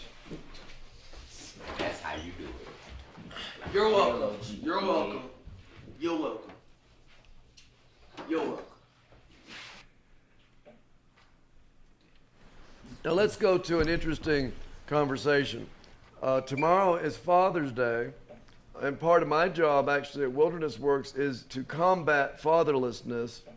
You know, when I was a kid, I was very lucky because I had Pat and Ed Michler. When they were having trouble having children, they went to an orphanage and adopted me in 1958. But they are not my parents, and I never knew my father or my mother, right? Monty, 8 years without a father, okay? You go and visit him at prison, and then he calls you on the phone, he calls me, and he sends letters, right? What does that mean to you? Like, cause he does all that stuff and I get to see him, it's almost like he has been there, even though he hasn't. It's like he's trying to do his best as a father, even though he's incarcerated. My dad's on parole, but he has a really strict like officer. It's weird because like they like treat him like he's still a prisoner. Like he can't see me or anything. He has to have like someone supervising him. Like he can't be trusted at all. Like he still is kind of in jail. Where is your dad? My dad got shot at a hotel when I was 6. So he was murdered. 6 years old. Wow. So here you are, a guy who's trying to become a man, and you got nobody to show you the way. Let's talk about Clifford. Clifford is going back to be at a party to celebrate the release of his father from prison for how many years? So 8 years of his life has had no dad. His mother struggled to raise 4 children. Are you excited to see your dad? Yeah. You probably miss him. Yeah. Do you look like him? People say I do. Is it difficult? Watching my mother trying to raise us is without a father. What time is it? Y'all better hurry up. Stink in his room. When y'all gonna clean the room up? Like when? Clean this stuff up. I'm not finna clean this mess up. I didn't see a good neighborhood till I was maybe 7th grade, 8th grade. And it was just like a lot of fighting, gun violence, robbery, drug trafficking. You know you don't want to be there, but that's all you ever seen. My dad, he'll go to jail for like a year or 2, get out. He might stay out for like 6, 7 months and go back. This time he might do a longer sentence and then get out, do another sentence, so it's like repetitive. So I don't really have that connection with my dad like that. Clifford as a child, He's just kind of like quiet. But I really don't see any traits from his father. I just see all of me, pretty much. Y'all want some cereal? I don't drink milk. So why you not drinking milk? It's not good for you. Milk not good for you? Pizza not good for you? You still eat it? After Cliff's dad and I broke up, I met my 3 youngest kids' dad. But he's passed away now. He had a heart attack in the car. We were like this. And that, like, when he passed away, it was just like, I really ain't got nobody now, for real. Now we're really rock bottom. So what did you buy for them to eat Saturday? I got everybody a 6-piece of fries, some rice. No, it was some individual? rice. Yeah. How much was it? It was 28 something total. You should have just got a family. Next time you just get a family meal. Don't try to buy everybody individual meals. It's just me. It's just me. It's me all day long, nonstop. When anything happens, I have to be the one there to do everything. I was at Parkside Elementary. I was in 5th grade. And Bill came to my school. So I was like, maybe I should give it a try. So I gave Bill my mother's number. I did feel skeptical at first. I'm not gonna even say I didn't, because it was like, who is this man that wants to just get these kids and take them out of town or teach them things? What is his motive, you know? My first trip, when we went to Tybee Island, I was just like, yeah, I love this program. You know, you're a kid, you know, you're in a 3-story house on the beach with positive people around you. You can talk to them and you're playing and stuff. It was fun. Clifford wanted to go. He was happy. And all the quietness that I seen kind of like stopped.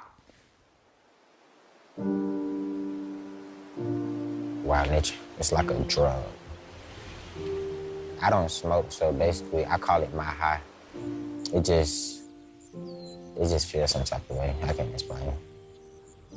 It's freedom, and you don't feel none of the threats and the pressure that comes in the city, particularly in the hood. You don't feel none of that because you're out there basically by yourself with the water and the mountains and things like that.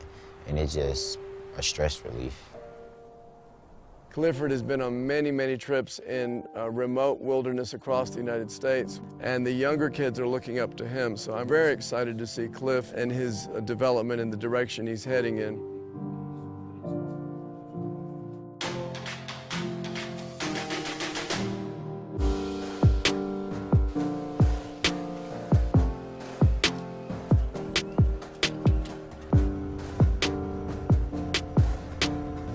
We've got 4 passes to do. West Maroon Pass, Frigid Air Pass, Trail Rider Pass, and Buckskin Pass. This one is icy. You have to be very careful here.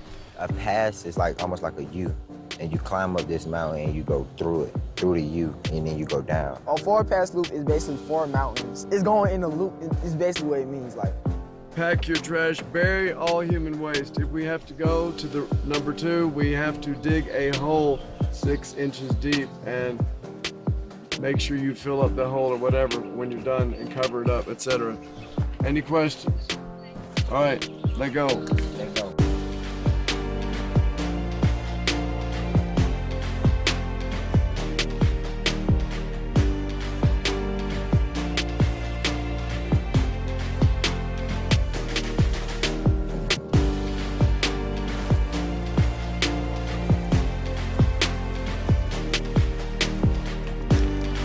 I love your socks, by the way. Your socks are spectacular. Say no cap. I mean, no cap, okay?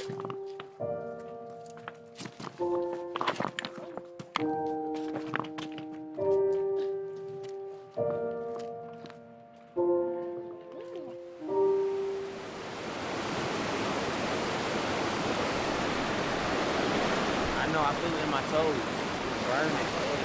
It's burning. I do not take my shoes off when I cross the river, okay? I recommend you do the same, but your shoes will be wet. All right, here we go.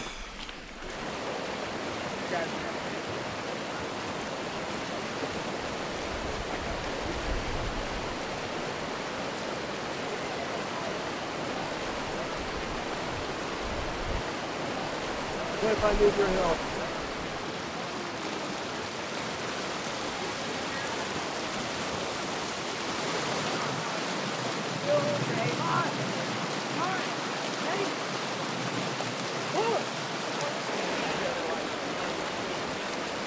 Bill had me actually stand in the water to help them cross. Basically, I was just like, if I fall in the water, I just fall in the water. I got to make sure they get across. Come on, bro. Ready, set, go. Because I'm a mentor, like, their safety matters more because they're younger.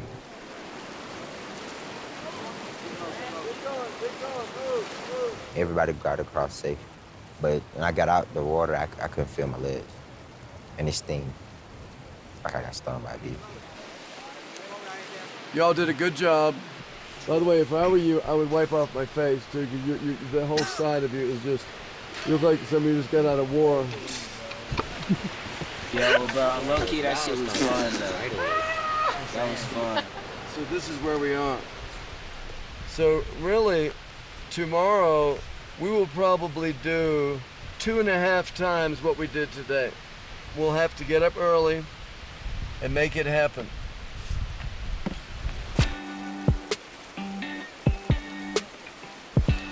Hold this. They all over the place. All over this campsite. It's But crazy. they can't get me now? Yep. My face is unsafe.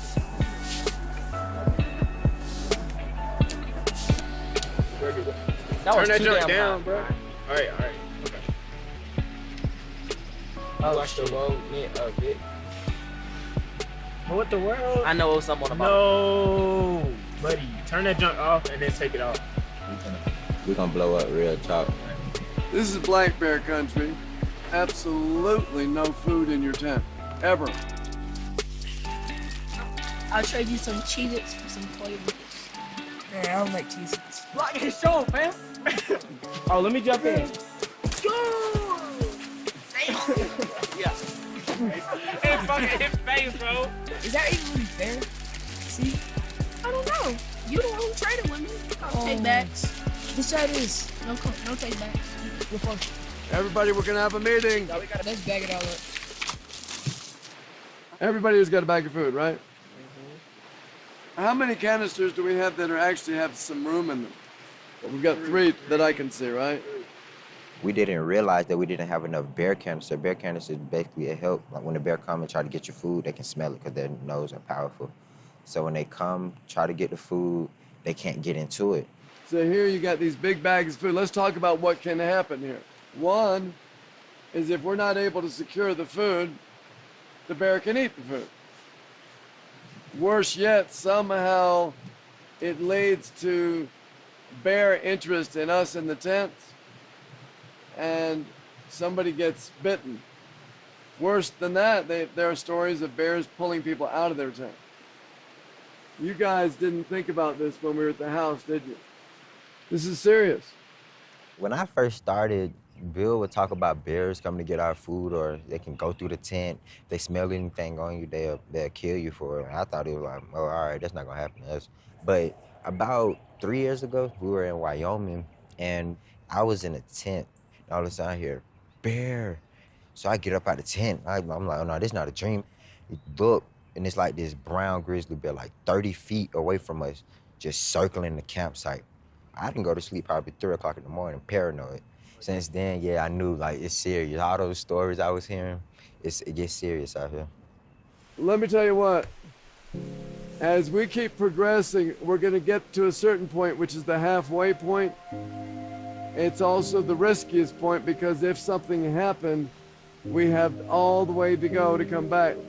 Do we want to have to quit the whole trip because we're making unwise decisions? No. Yeah. This is all my fault. Because we didn't have enough bear canisters, we had to use the Kevlar bag. Remember, we've got to be able to untie it too, so don't go too crazy.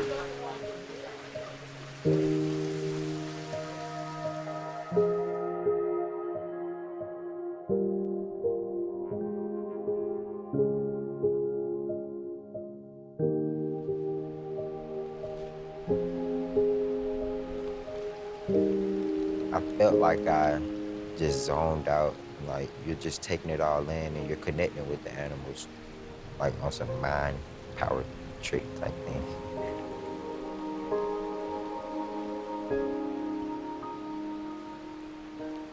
All our food, you know, was safe. We was happy, so we pack up. We ready to go. I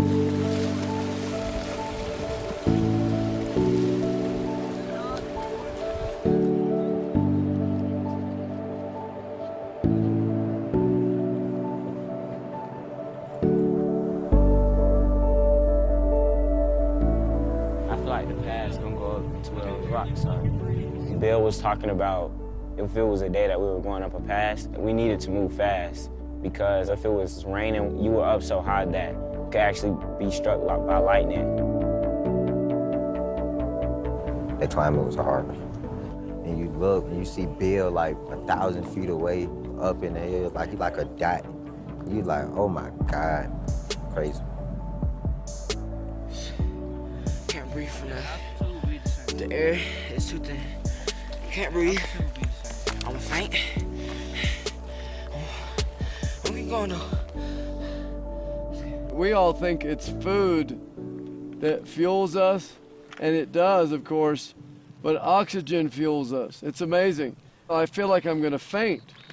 I feel dizzy, right? And then I just breathe slowly. I take about maybe 20 breaths, and slowly I just come back to life. It's amazing. And I get like, it's like fuel. It's crazy. All right, let's go.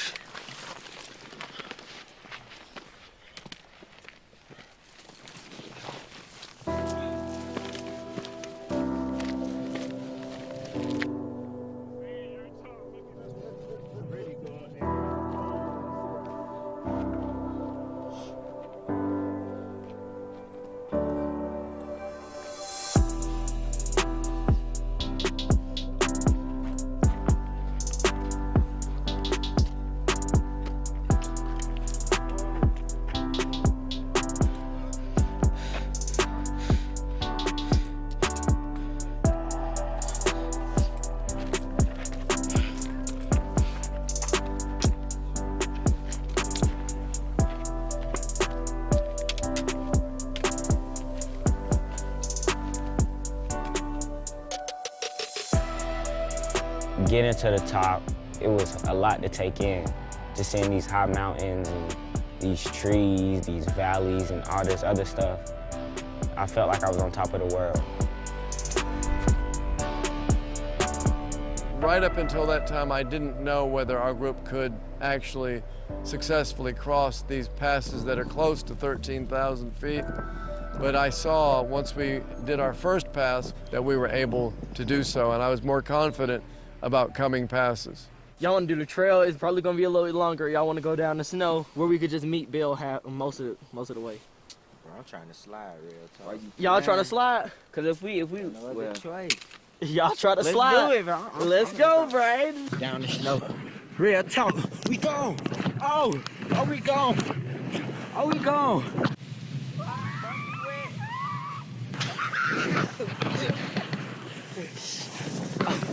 Oh, no, I was not doing that. I was not going for that because, first of all, that's stupid. Second of all, it's not intelligent. And third of all, you're getting your clothes wet and it's cold outside. Come on, man. I was the smartest out of the whole group.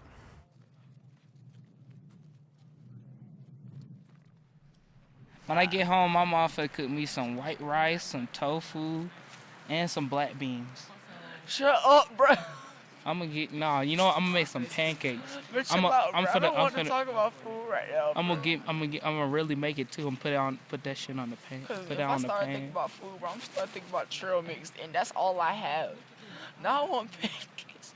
What the hell? What? A bee tried to sting me. What? What he do? A bee tried to sting me. He says bees. No, it did not. Yes, it did. Bees do not just go out of their way to sting people. When they sting people, they die. Yeah, you have to aggravate it. All I heard was this buzzing sound, right? Then I look to my right. I see like this thing, and his stinger's pointing towards me. Like I see his legs drop down. Then it's something freaking like pointing towards me, and then it's coming. You must have aggravated Bro, it. y'all never believe me. Boy, you smoking too much crack, boy.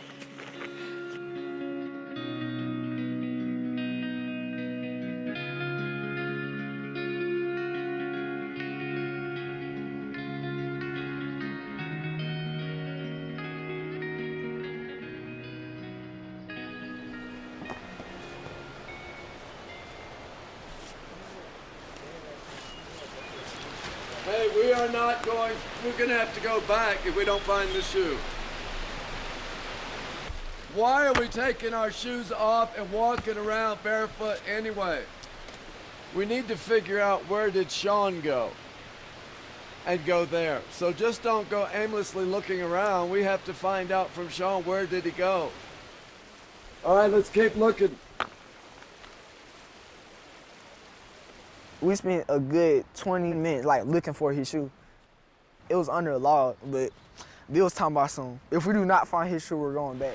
What would have happened if we lost a shoe? Obviously, we was not going back because he paid a lot of money for this trip. And I appreciate him for that, but we found the shoe, we kept on going on.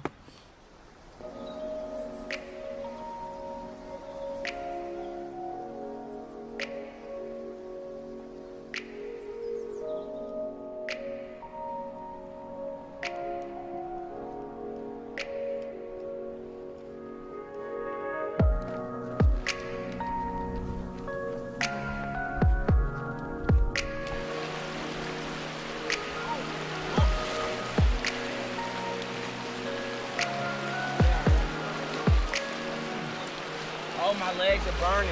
I cannot feel my legs. It was cold. My socks was wet. I didn't have the right food. I had a whole bunch of Cliff Bars. Let me get some Snickers, man. It was tough.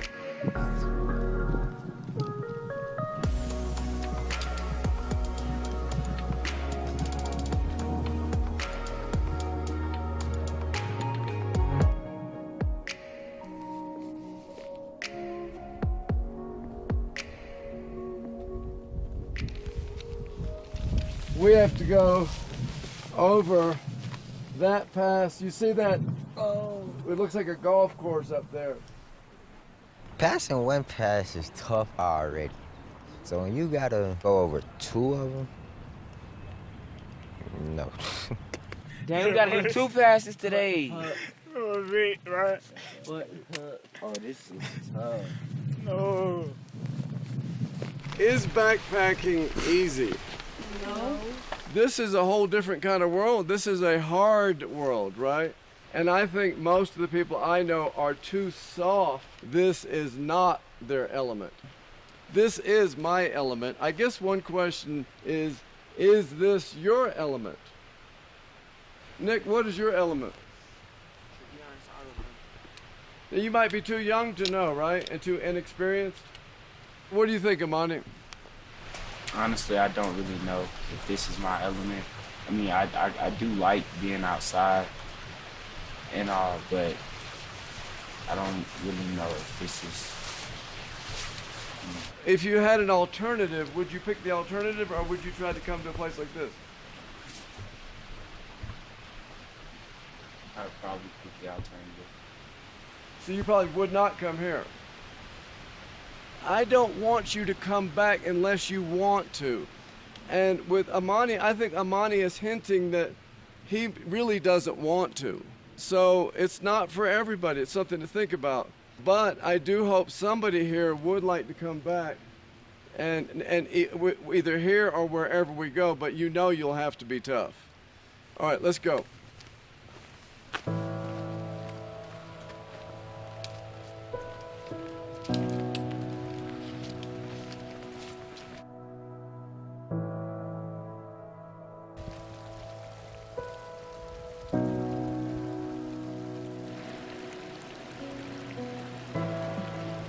I've never seen that like this before. Yeah. Can't get it all in one view. It's like a snake. Yeah, Snake River.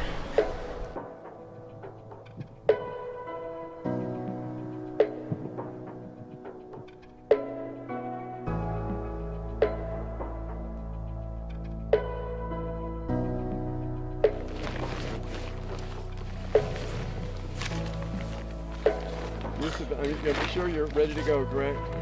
Good.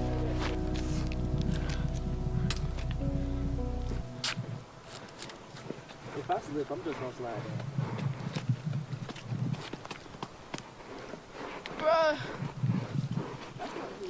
Oh, it's like, it's so much snow over there?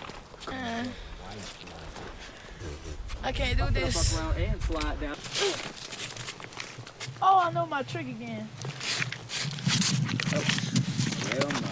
If that works, they'll do it. That boy down here me.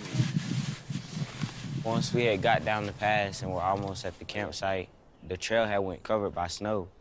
And I remember I was right behind Bill, and it was like scary. It's like a steep hill of snow, almost straight. One wrong step and you could just go tumbling down the hill or straight into the lake. That's some dangerous ass shit. Hey, bro, I'm going down. Who is he telling? Bullshit, boy. Walk this way, walk this way. I'm gonna die. I'm gonna die. Chill out. Don't be a kid. You're not gonna die, baby.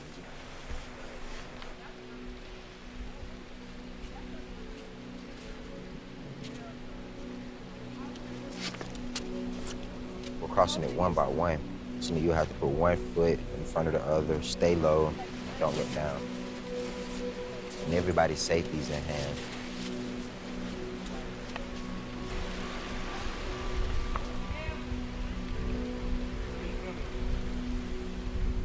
Go to your right a little bit.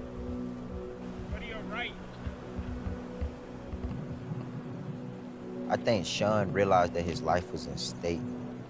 I think he looked down and he was like, I'm not going no further. Sean, can you come down a little bit and go over that way?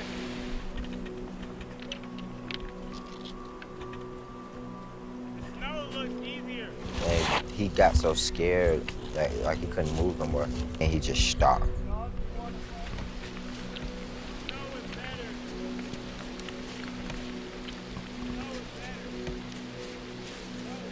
All right, listen, you were hesitant about crossing, correct? Okay. If I'm with you, can you follow me? Yeah. No, this has to be an absolute yes. Yes. Okay. Okay, what you want to do is lean into the mountain, the snow side, right? Do you understand? And you put your foot in the footsteps that are there already made. And you just look at the footsteps only, and you look this way, okay?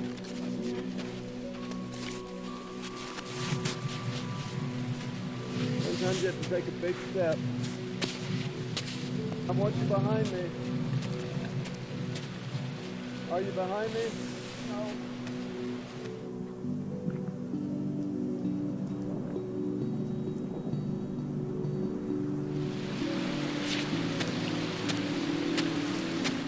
Keep going, keep going. Good job, good job, good job. Good, good, good, good, good. Good, good, good.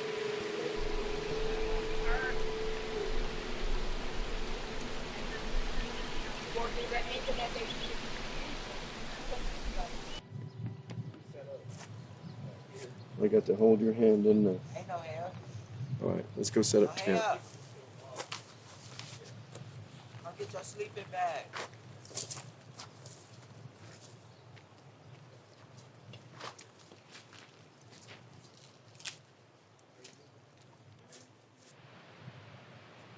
Let's reflect on today. When we're crossing almost a diagonal snowfield, and if something happened that we don't expect and somebody slid down, that was a long way down, almost all the way to the lake. I don't mind river crossings. I don't mind crossing passes. It's tough, high altitude, blah, blah, blah. That I don't want to do. That's not what I'm here to do. We're here to connect with wild nature, not to risk our lives. And that was too close for me to be comfortable.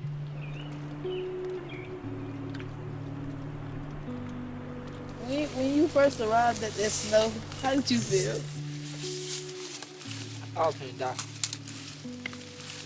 You was like scared? I was scared. I had to go step by step. Like, it took me at least like 20 seconds to do each step. When I got there, I was relieved. I was like, it's over. I'm straight now. I give you my mashed potato.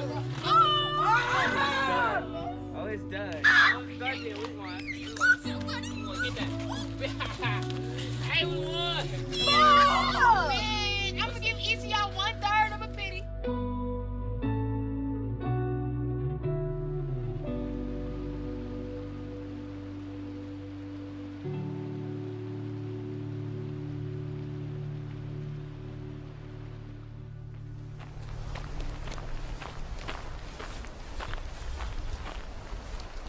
This is not an easy place to get to. There's a pass on that side. There's a pass on that side. That one was probably the hardest. It wasn't as high as the other ones, but the trail was sort of a zigzag, and it took a long time.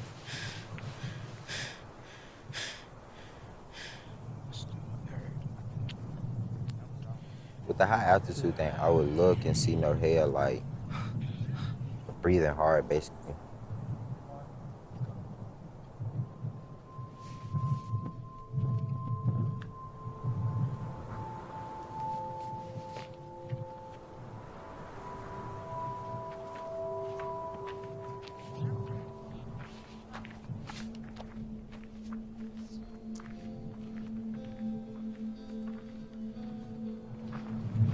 I cannot walk no more. For like 5 problems. I have so many emotions right now. I'm getting aggravated at the most tiniest things. It's like if my shoes get stuck in mud, I'll get so mad.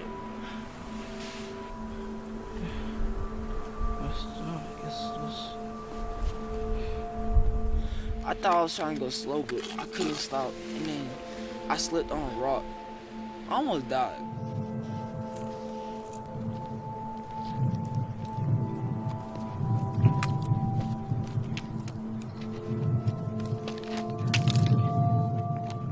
Come on, bro, we gotta get up this pass. I know it's hard, bro. We gotta get up this pass. Come on, bro. We need to get up. 2 minutes. 2 minutes. We're going up.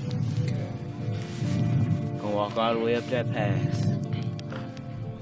No matter how slow you do it, we're walking up that pass without stopping.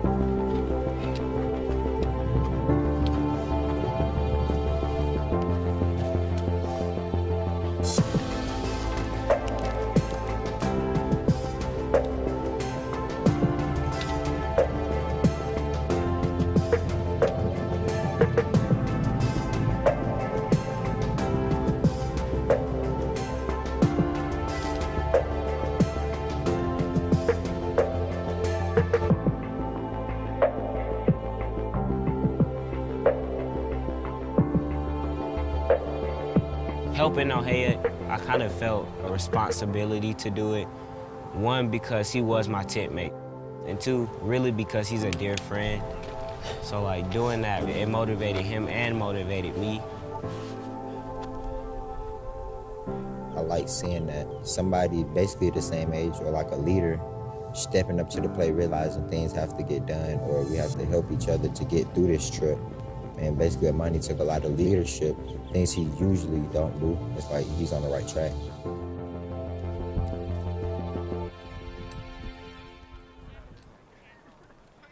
Think about, we did West Maroon Pass, we did Frigid Air Pass, we did Trail Rider Pass, and today we did Buckskin Pass. And here we are at the end of the circle, and you completed this circle. You crossed 4 passes. You went up to 12,500 feet 4 times. Very, very challenging. Like I said, when you get home, your friends won't even know what you're talking about.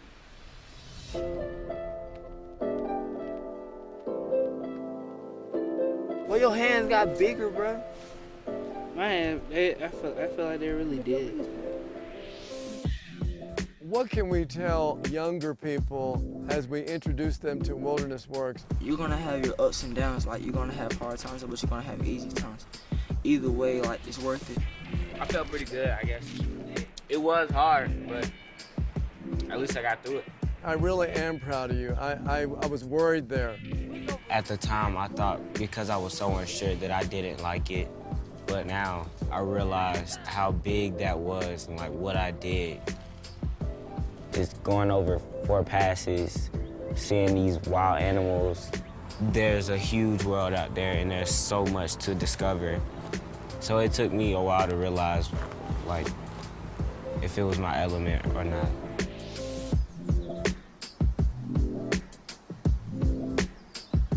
When you first go out into nature, you're not used to having everything for 7 days in one bag. When you do it time after time after time after time, like the button just turns on like, dang, it's actually a world I've never seen before. And you realize the freedom of it. Basically, it opens like plugs in your brain.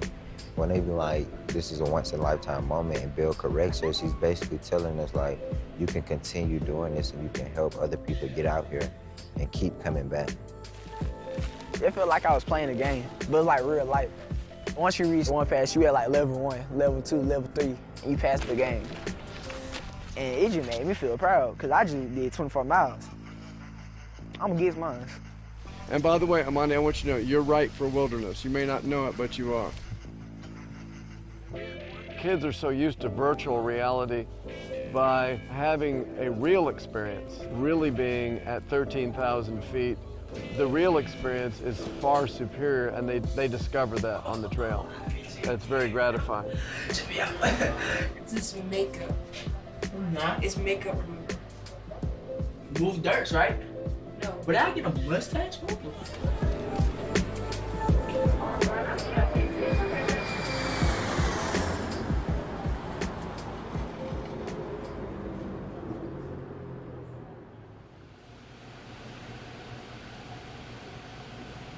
That's like snow. Yeah, it's actually called snow sugar. Oh, that's funny. What do you plan on being when you grow up? A personal fitness trainer. Okay, that's cool. But that might change. True, things do Working change. here. Yep.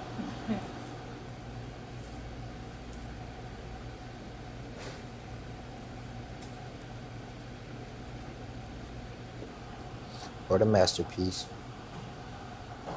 2-5.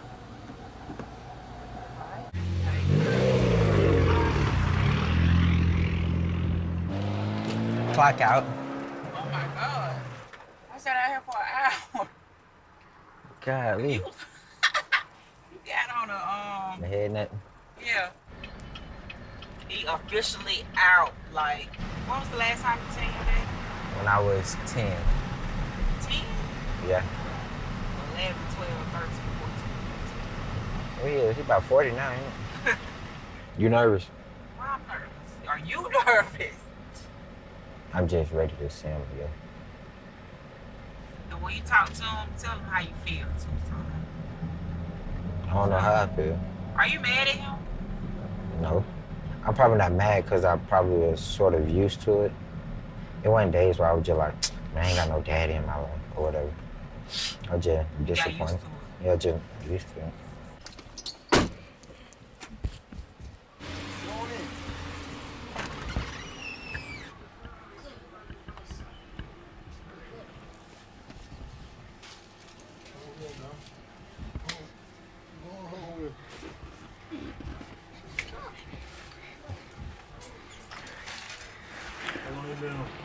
I just got here. Yeah, I got him. Yeah, I got him. No, he got me by an inch. Nothing much. I just came from out of town with the program I'm in Colorado for a month. I just flew back yesterday. What you doing out there? Backpacking, wilderness, stuff like that. Backpacking. You know what that is? I think he was kind of like shocked, like, this is my son? Yeah, this is your son. That's a sight to see. You don't want to see. You're doing right. You're in the right lane. I think he likes it because he realized that I'm different from him. Like, he wasn't on the right track. And him seeing me doing these opposite things that he did, I guess it's like, oh my gosh, he's actually doing something with his life. I think I got a picture of myself. You look just alike. I've never traveled in the mountains or nothing like that, but it brought Cliff a ton of energy. That's me? Yeah, that's you. He was like, Mom, it's something other than just Atlanta, other than just Georgia, outside of, you know, just these four walls. Matthew's trying to get a job too now. He's trying to step up and keep his grades up because I'm like, look at your brother, he's doing good. And even the other kids, they respect him now. I thank him. Like, I really thank him for being a good child. Now I feel like I can brag a little bit. Yeah. Oh yeah, that's no joke. That's you. That's me right there. I was the first one to join motorsports out of my family. It was like, Nick, can I come with you? Cause like, I've been missing you. You'll be like, all right. Sonny, stand up. Are you related to Brandon? I'm happy for them. I just want to see their reaction. Like, when they get inside like wilderness, like, I just want to see how they react. I'm not gonna say I'm fully mature, because I know I didn't. I'm not gonna sit up here and lie. But I'm not finna let depression take over my life. So some of the kids that come here are living in shelters. And Amani knows what it's like to be homeless. And I'm very proud of Amani because he has stood tough all this time. Look at him. There was one in particular at City Camp I did see myself in. It was in the same stuff I was into when I was that age. Well, yeah, I felt the same thing. It was all unpredictable, and I don't know where I would go or anything, and nothing, I don't know what would happen or who would be here or anything. It was really stressful, like Amani said. Oh, yeah. Amani can let these kids know that it doesn't stop here, that they call it transitional housing because you're not meant to stay there, but transition into something better. Red Rover, send Lucas over. If you expose yourself to more than just what the system offers you, there's no limit to what you can become. When you were out there in the mountains, when you guys reached the top, did it feel like you guys were in an Atlanta building all the way up there? First climbing the pass is hard. I mean, it's tough. So once you get up there and you get to the top and you see where you came from and you point and you feel the wind, you're like on top of the world. And you feel like you accomplished something. These guys have done major stuff, and there's even more you can do. There's no limit. People who think big do big. The question is, how many of you feel like this is something you would like to do? I do believe that the group of people that have experienced wilderness could make this go way beyond what I've done. Can you and Cliff take the first group upstairs?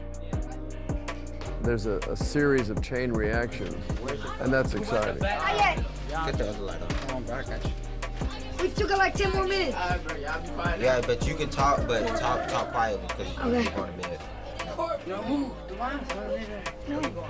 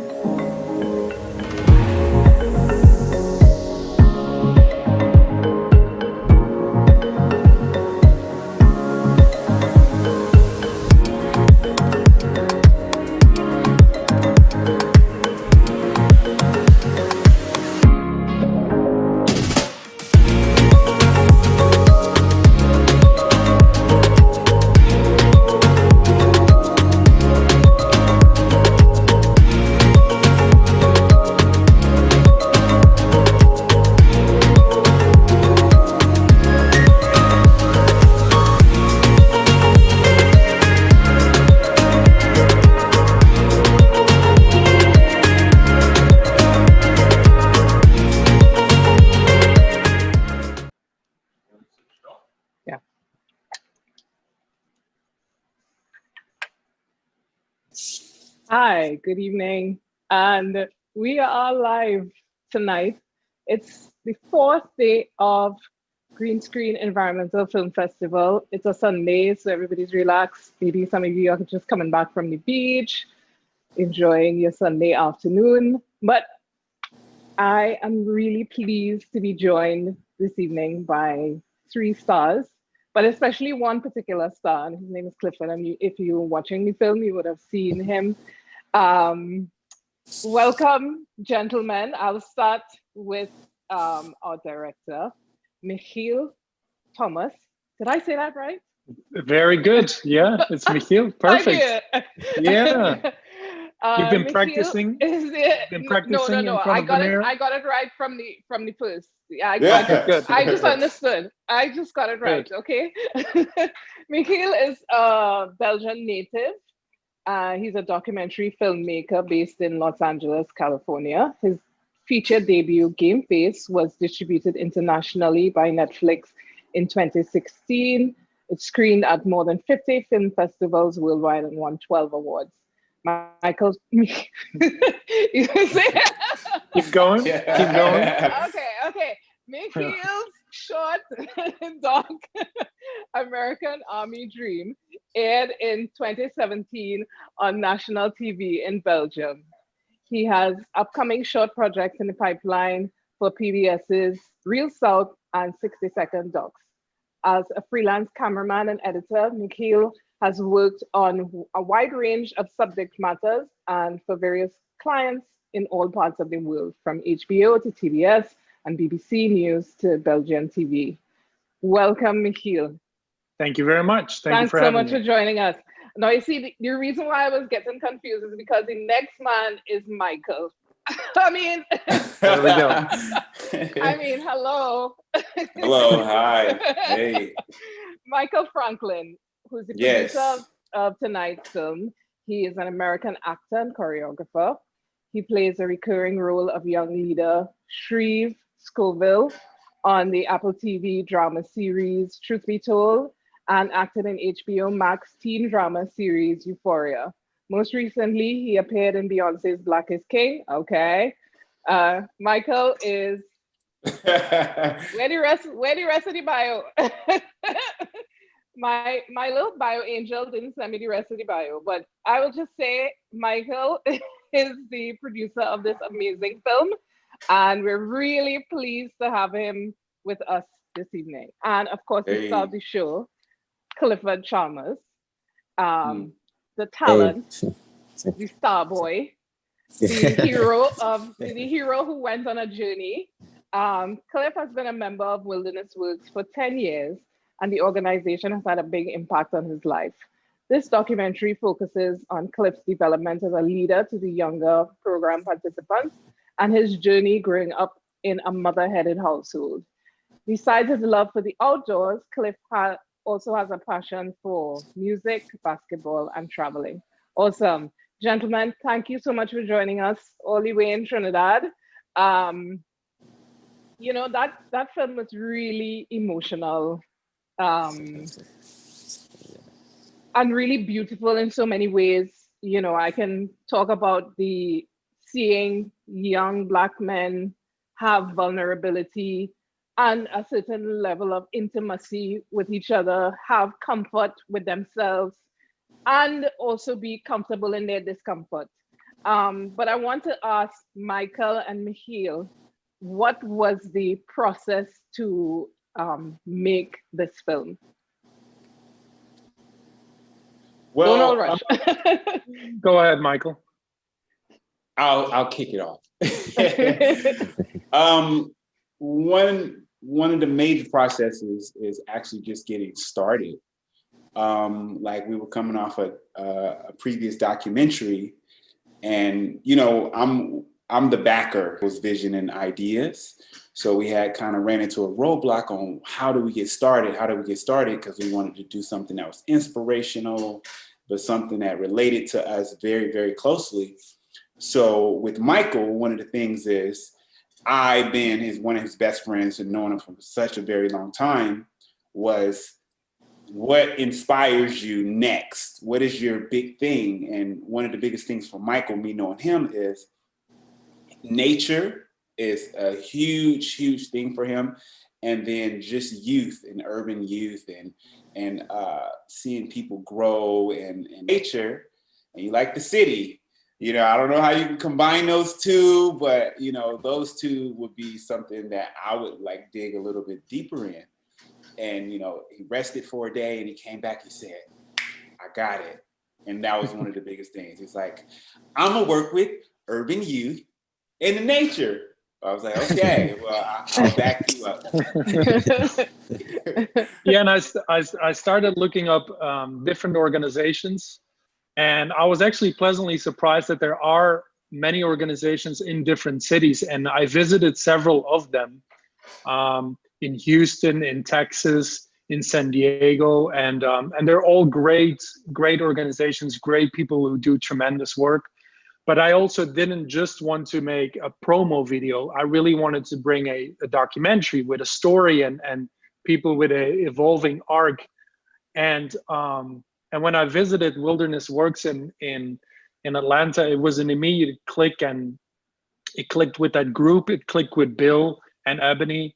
And once they told me we're going to Colorado that summer, I was like, hey, I'm on board. Let's go. I didn't know what was going to happen, but yeah, we took a leap of faith, and it worked out.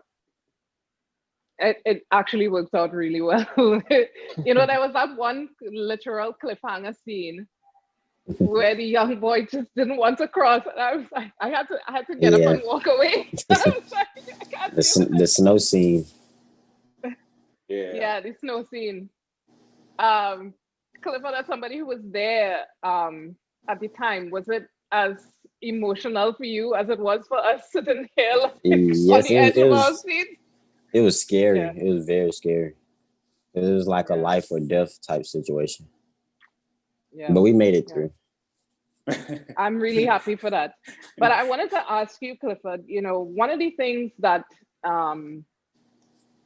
our perception of young Black men who live in cities like Atlanta, they have street smart, they're getting into all sorts of things that we think that they shouldn't be getting into at a young age. What's the difference between the intelligence that you need to survive in an urban area and the intelligence that you need to survive in the wilderness? And I would say really just being aware of your surroundings. That's really, And that applies to both places, of course. Yes, that applies to both places. You have to be aware. Yeah, for real. And I mean, having spent, you know, like a lot of my adult years in Europe, I know that there's certainly a different relationship that people have to wilderness and going out in the bush in that space compared to, say, people who live in urban areas all the time. So what's your perspective on the impact of the film as someone who is not of this space? Well, I grew up in a small town in Belgium. So I was surrounded by forests and the countryside. So it always played a very important part in my life. And then the reason when I came to Los Angeles, it was of course for professional reasons and for filmmaking. It's the capital of the world. But the reason why I also love Los Angeles is because there's a lot of nature around this city. And it's easier to escape to the beach or to the mountains or to the desert. There's so many opportunities here.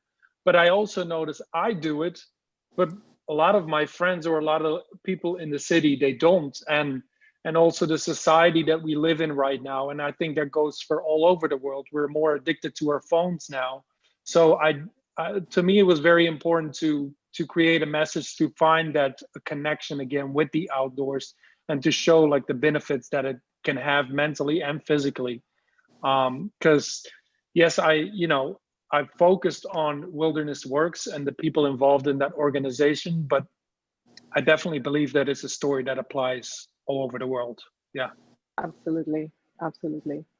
Michael?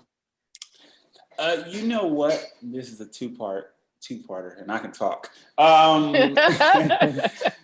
a little bit of time. Go ahead. Go ahead. No, I'm gonna try to say it and be basic. I don't want to rob nobody's time. But you know, like for me, I'm born and raised in Oakland, California, and I moved to LA to act and choreograph and be a part of the arts. So, you know, San Francisco is right next to Oakland, and you know, it's a little bit different. You kind of, you know, same thing far as buildings, and you know, there's forests, or not one forest, but there's like parks and different places to go to, oak parks and things like that. But moving to LA, you know, I was like, oh yeah, you know, it's, you know, I moved to LA, it's a bigger thing, it's great, but this is, you know, this is it. This is my thing, you know, moving to LA and working and being in the industry.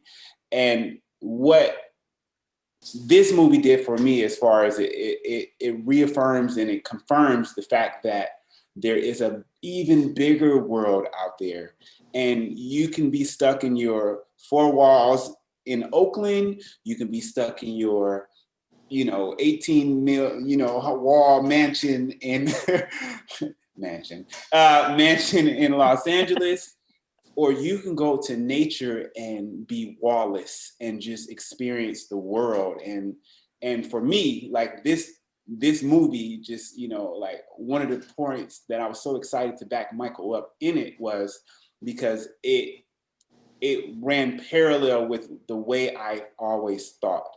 Like even being in Oakland and being in LA, I always thought there's something more, there's something more, there's something more. And then to go to the wilderness and to be in the Colorado mountains, or to be in Yosemite, or just even at the beach, it's like, oh my God, you know, it's so beautiful, and it's even more out there, you know, and it might even be even more out there as far as past the wilderness, you know, space. No, the new documentary. But, that would be something. Yeah, that'd be great, right? But new ideas. Mikhail is getting excited about something there. Space. Let's go to Mars now. That would be wild. Space is the place. Yeah, that's wild. Yeah, now that's wild. That's wild. But yeah, that was the biggest thing for me. That was one of the major impacts. And then the other thing is to watch people grow. Like you actually see growth happen through the film. And I'm a person who learned from other people's experiences. I'm also a person who's very observant, and that's just, you know, the thing that comes with being an actor. You have to pay attention and you have to be aware. But to see people grow, you rarely get to experience that much in acting, because people are constantly putting on different skins, different faces, different accents. So you're not sure if they're growing or they're just, you know, they're restructuring. But this film, you actually get to see a person start with no awareness of the outdoors, and see them and come out a completely different person. And that touched me personally. Beautiful. Clifford, I wanted to ask you, you know, Michael talks about growth, and you know, you are a seasoned professional in wilderness works right now, but you know, I'm guessing that you're at the age now where you're thinking about what you're going to do next, what kind of profession you're going to look forward to in life. You know, how is your experience with wilderness works shaping, you know, what you want to do with the next 10 years of your life? It taught me to be focused on like what I want to do. Like I attend Middle Georgia State University, and I'm majoring in business. I want my business degree and all things. But yeah. Awesome. Yeah, it helped me. Like it taught me how to be focused. Focus is important. Absolutely. I wanted to ask, what has been the impact as well of the film in these times of such uncertainty with COVID-19, with lockdowns, with, you know, just like this kind of state of chaos? What answers do we get from reconnecting to the wild, reconnecting to nature. What answers can we find in those spaces in times like now? Go ahead, Cliff. No, you can go. No, go for it. No, go, Cliff. I'll take it. What answers can you find in nature? I'm gonna try to answer just as close as I can what I'm thinking. I was working out today at the gym, and going to the gym in Anaheim because you're able to actually work out indoors. I had my mask on, and I had my beanie on, and I was fully covered up from head to toe with gloves and everything. And it's all due to COVID-19. And, what was amazing, I had the most amazing feeling. I would, relate it to how, I guess, I heard a comedian say about how some women just go home. Hello? Mm-hmm. We're here. We can hear you. You hear me? We can hear you. Yes. Oh. We can hear you. Okay. It just blacked out. I don't know what happened. See, technology. I related to one of the facts that, how I heard this comedian say that she's like, some women just go home, or majority of women just go home, and it's the first thing they take off is, they're like, oh, let me loosen the straps, to like relax and breathe. And, I was so like, familiar. I don't know. It was for me. I was trying to relate to the joke, but she made it funny, right? So, due to COVID-19, I felt like I was just strapped up and laced up and gloved up and everything. And soon as I walked out, we work out in Anaheim, which is not a lot of trees and it's not like foresty, but there's some trees where if you look in the right direction, it looks like a little forest. As soon as I stepped out of the gym, the first thing that I did was I ripped off my mask and I was just breathe. And knowing the fact that I was coming here to do this interview, I was like, okay, these type of questions, I always go, how did this relate to me? How did this relate to the film? Why is this so much important? And how is it, parallel to the film? And to me, I feel like when you're in the city and you're wrapped up, and it almost feels like COVID-19, you're like trapped. And one of the lessons learned, and one of the things that feels amazing, is when you step out in nature, it's almost like you just pull off your mask. Yeah. And I would say you just pull it off and you breathe and you're like, this is what I'm missing. This is the thing that you feel combined.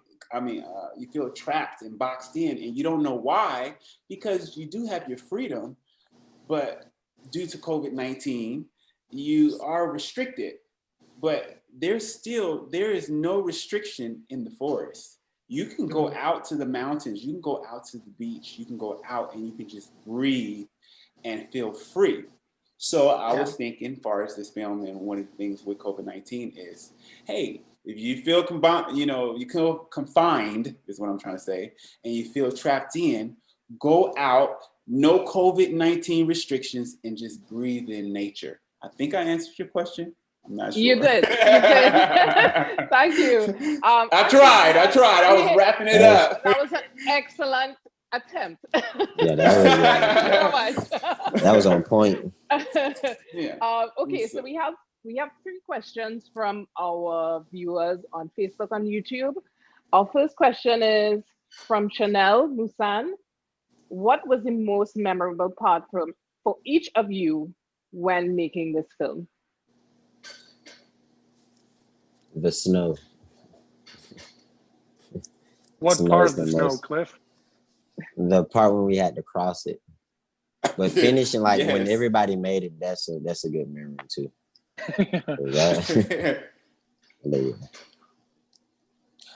For me, I don't want to take. Go, Michael. I'm sorry, Michiel. Yeah. Well, for me, it was just like the overall experience, and just to see everyone having fun, and just because sometimes Bill and Ebony, the leaders of Wilderness Works, they also say, like, it's not just teaching and education, you also want to provide a moment where everyone can just have fun and play around.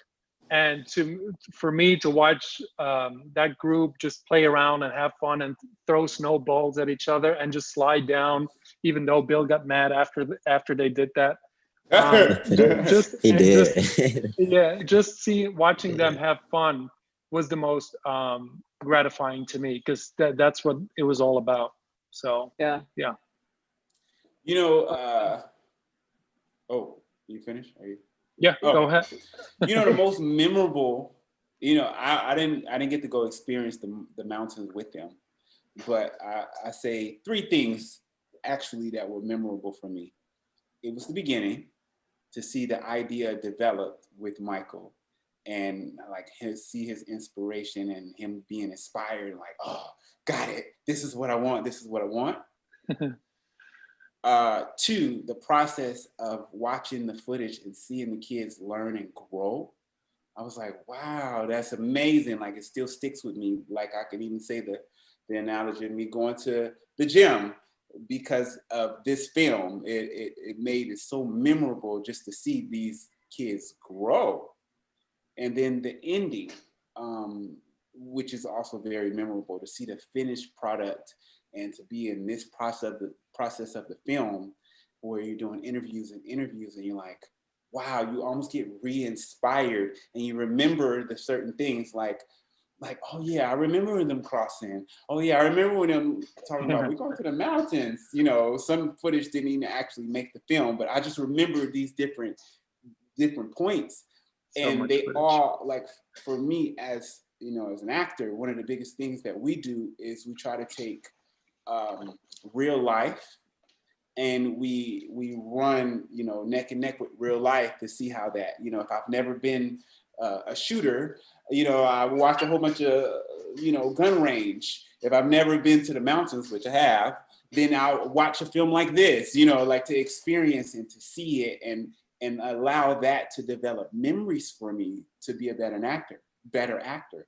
So this film, I would say it would be the beginning, the middle, and the end, all three. Yeah. I told you I could talk. I can talk. We have another question from Maya Ramasa. The film has a lot of talk about transformation.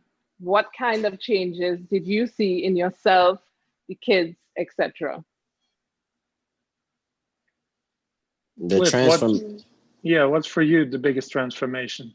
Seeing the kids grow, because we're mentors. Like, we were at the position they were at, but we got like older. So now we were teaching them like what to do out there, and teaching them, helping them grow, and seeing them transform from what they were to what they are, to what they became after the trip. That was a good, a good transformation. Watching them grow. For example, when Bill asked those questions, you know, like, are you in your element? And, you know, at that time, Amani wasn't sure. And to see, but, you know, that's also part of the journey. And Cliff actually explains that very well towards the end. It's not like the first time you go outdoors, you immediately get it. And you know, you're in paradise. It takes time. It takes time. And the more you go into nature, the better you understand it and the more you enjoy it. So it was very important to show that process, that at the beginning, it's not always easy, but it's a place where you can grow personally and find eventually self-confidence that can help you in your daily lives. So I'm gonna be honest, I heard part of the question. It went out. The film has a lot of talk about transformation. What kind of changes did you see in yourself, the kids, etc.? Oh, okay. Well, in myself, at coming on as a producer, that, you know, seeing someone's dream, Michael's dream, being developed, gave me more inspiration to say, we can do this. This is something that we can do. I can do is produce documentaries that actually developed into some beautiful stories That's one. And when it comes with the kids, like the same thing I'm kind of just reiterating as far as transformation, to see them grow and see them change. It just, seeing them developed makes me a better actor, which is kind of selfish, but it makes me a better actor because it's like, oh, okay. So when I start a character and, seeing them develop, this is what it looks like, how they started. And then to see growth and transformation, it's like, oh, this is where they ended. And they're still growing, just as just where they ended in the film. But to see that, or to hear the different cast members saying that, oh yeah, I learned this, and I learned this about snow, and I learned this about being focused, and I learned this about being responsible. And, this in my life is related to that time that I went to Yosemite or I went to Colorado, that I did that and I made it through, felt like I almost died. So this situation that I'm going through, is not it's not as detrimental as that one. So just seeing the kids transform from the beginning to the end. Yeah. Actually, I want to ask this question as well. There were two things that that stood out to me at the beginning. That was Miss Ebony saying that she didn't see Bill as a white savior. And that was also Bill talking about the fact that access to wilderness is something that is almost exclusively white.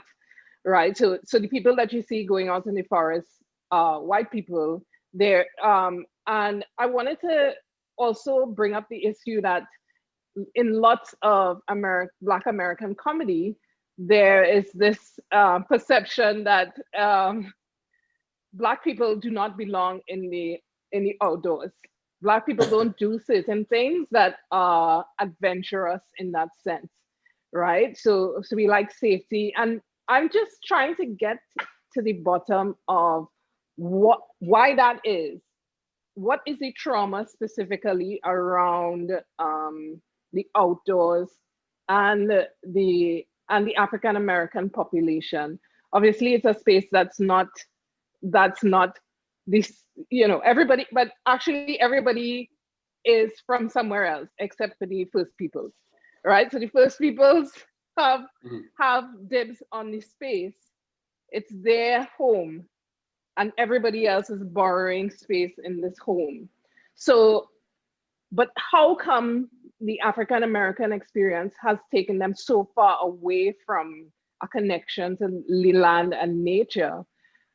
When you consider, say, somebody like Harriet Tubman, who was taking people through swamps, or you consider that there is marronage in the American South, or any of the historical connections that exist between African Americans and nature, how do you explain or account for this this separation and this almost kind of acceptance of the separation between African Americans and nature? I read a few things online researching, because it's a very important and a very good observation you made. And there are several things. I think when it comes down to the face of the outdoors, as far as the outdoor branding and all that, for the longest time, that was only white people. You only saw white people in media, on posters. The outdoor brands in brochures, they were all white. So it was being promoted as a white thing to do. I do have to say that is starting to change, and the brands are being much more inclusive, and national parks are also starting to do the efforts. But I'm talking about the last 5 years maybe, that those attempts are really being made. So I think that's one thing. And another thing that I read as well is that the time of the slavery, like you said, a lot of those back in the day, a lot of slaves had to escape and be like in the swamps and be in the outdoors. And that is a place that the African American community don't like to be associated with. These are some of the things that I read. So that's one of the reasons why there was that disconnect as well. I'm not speaking for everyone, but those are some of the things that I read. So Michael and Cliff, feel free, please, to No, you share put your it on opinion. point. That's exactly what it is. Here I go. That's exactly For me, like I can't, speak to the whole African American experience, but if I was to speak from my own experience, which is kind of piggybacking off of Michael's, which would be one, it was never made out to me that it was something to do that was fun. And the experience of it would be amazing. When I look at the outdoors, and when I looked at the outdoors before, I could only go back from my old experiences was bugs. I'm gonna get bit by a snake. It's cold. It's different things that just didn't seem appealing to me. So especially being raised in Oakland, buildings, city, towns, like, a farm is kind of like foreign to me. So let alone like a forest, or mountains or snow. It just was something that was never presented to me to be for me. So I guess that's kind of like saying the same thing as what Michael just said. For a long time, they branded it. When you see the outdoors, you see two white guys and a little, and their buddies fishing. You're like, I don't do that. Or you see, when it's time to go snowing, you see skis on, Caucasian women or Asian people, and you're going, I don't do that. It just didn't feel like it was for me. But I like I said, there's a bigger world out there, and you go out and you experience and you learn things, or you make different relationships with people, and it opens you up to experience more. So with that, like I say, a lot of African Americans, I won't say all, and this is just my own personal opinion, feel comfortable and safe amongst each other. Your black friend, your black mom, your black dad, your black friends, you're safe.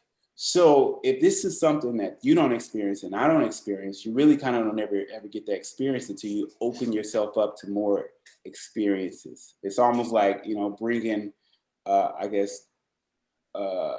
Caucasian people into soul food. I don't know. It's just. But also it's a question of safety. Yeah, you just feel more safe and secure. Where you feel more safe, and it's like, what is the likelihood? Is there more likelihood of something happening to you in your own community than there is of something happening to you outside of your own community in the middle of nowhere? Right. There are no witnesses. It's like. You just feel more it's a completely different. And also with the unaware, not knowing, it's with the unknown, what safety that is going to happen in your city. How to protect yourself. Where to go and where not to go at certain times. But when you go to something like the woods, you can scream out loud as you want. Nobody's going to hear you. It's just, I guess you're right. It's just a safety thing. It's just a safety net. And once you kind of like cut the safety net and you just kind of allow yourself to fly, you see that it's a bigger world, and you've been kind of like closed off and shut off to it. And I could just go on and on and on and on. But that's I think also one of the most beautiful things about the film, that I feel like for a lot of urban Black youth, their Blackness, their urbanness, their age, all of these things are sort of the walls that that are put up and stop them from gaining access to the things that give you a more full experience. But okay, we have more questions. We could take that down a very deep rabbit hole. Very, yes. Yeah, you can. But I mean, these are the conversations that we need to have around films like this. You know, we need to challenge our ideas of what access means. We need to challenge what our ideas of where we belong means. You know, and that's crucial. I'd like to add one thing. What I love about Wilderness Works as well is, yes, we went to Colorado and we had to take a plane and it costs money and it's a more expensive trip. But what I love about Wilderness Works is that they make you find and explore nature around the city, and you start realizing like, oh, it's not that far away from home. You just don't know about it, or you never heard about it. And they take them to like rivers near Atlanta, like Stone Mountain. There's so many great places, and then the kids go back home and you can do that stuff with your family. And I think that's, step by step, that's how it grows in the community, and that's how you can make that connection. So yeah. Awesome. Another question from our viewing audience. What was it like filming on the steep slopes of that mountain? Looked extremely intimidating. That's from Chrissy. She wants to know what it was like to film. I don't know how he did it. Me neither. So I was the last one to cross because I had to film. And you know what they always say, never interfere. When you do a documentary, never interfere. But there were moments when I was filming and I was shouting to Sean, like, come on, you can do it, you can do it.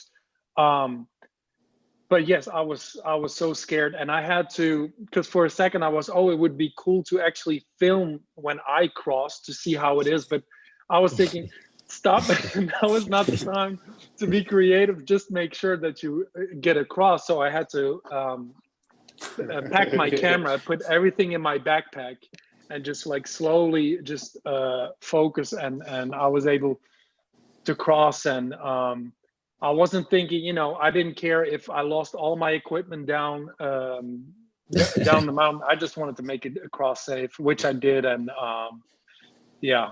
And you know what, and yes, it was a dangerous moment, but I also think that Bill did take, his responsibility, and he did come back and help Sean. So, he did what he had to do as a leader of the organization at that moment. But yeah, it was definitely dangerous. Yes. It was harrowing. Yeah. I had to walk away. I really had to walk away. I couldn't deal with it. Yeah. We have another question from Fallon Lachman Singh. How is your experience climbing the mountains and being a mentor translated to how you're adapting and creating your life now? That's for Cliff. Can you say that one more time? How has your experience climbing the mountains and being a mentor translated into how you're adapting and creating your life now? Basically, it helps me, like, going up a mountain is hard, it's tough, and you have to put one foot in front of the other. But whatever, just don't stop. So it's helping me in life, telling me to know what I want to do in life, and keep going and don't stop. Just keep putting one foot in front of the other. And I love that. Mm-hmm. That's amazing.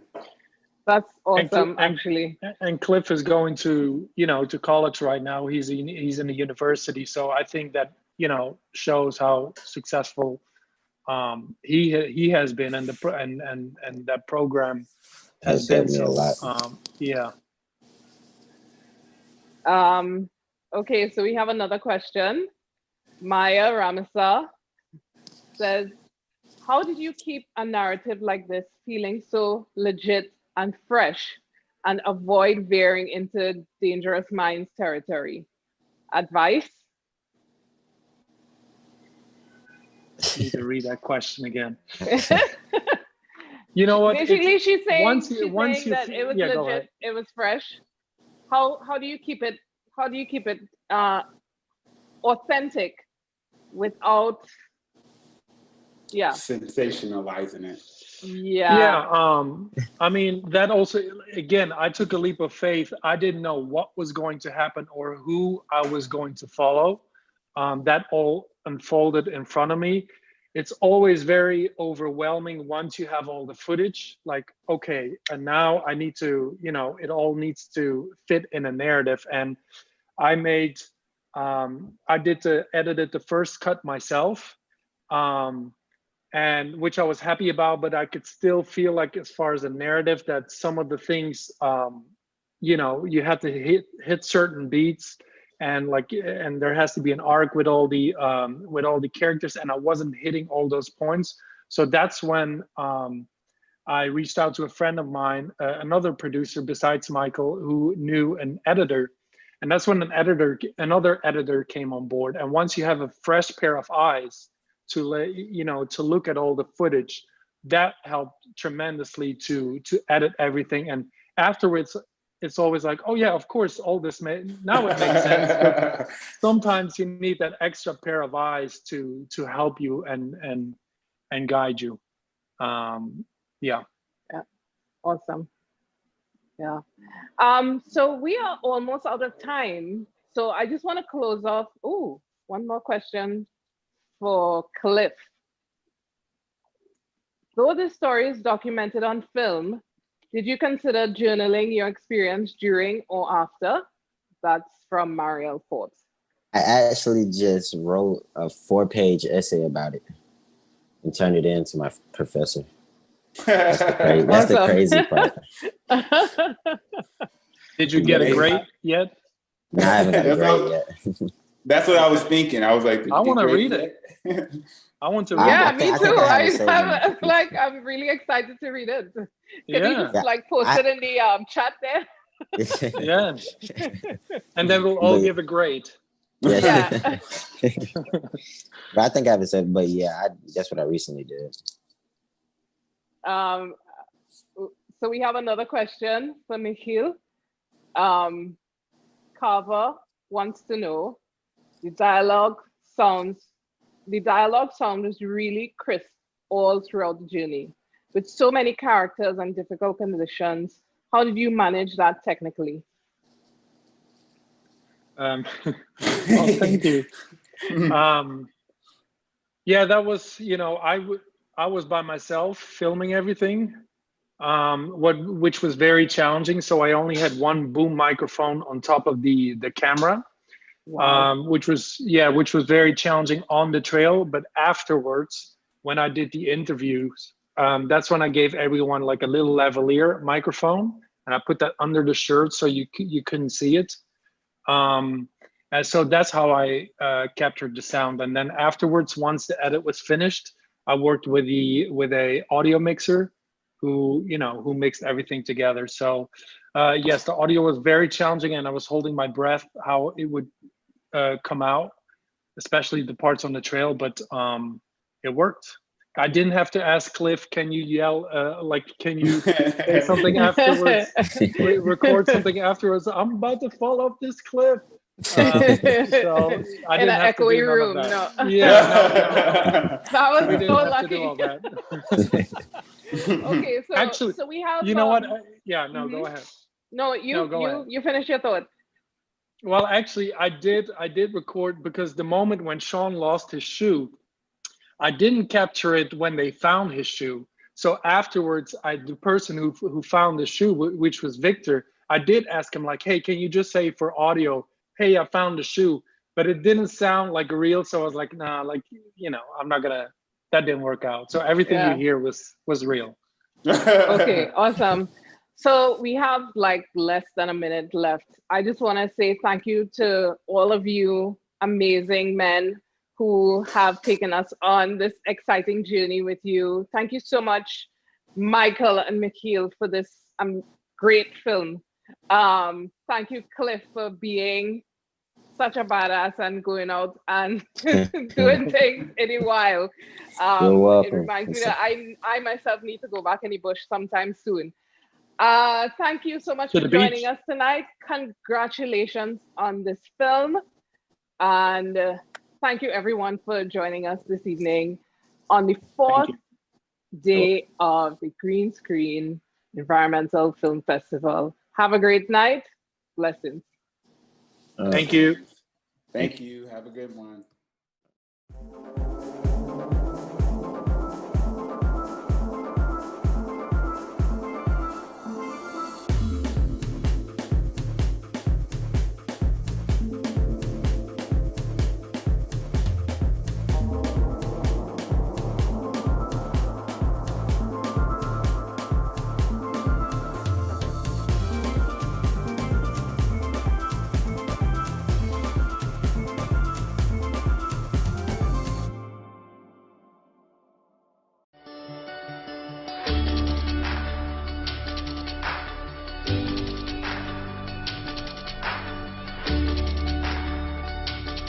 Through every athlete we have inspired, and each youth whose heart is lifted. Through the patriotism engendered across the nation, and the hope and comfort shared where needed most. Through the belief held in the potential of our people. To aspire to greatness and achieve much more, NGC's purpose is fulfilled. And our own impressive growth finds new meaning as we invest in the energy of human potential.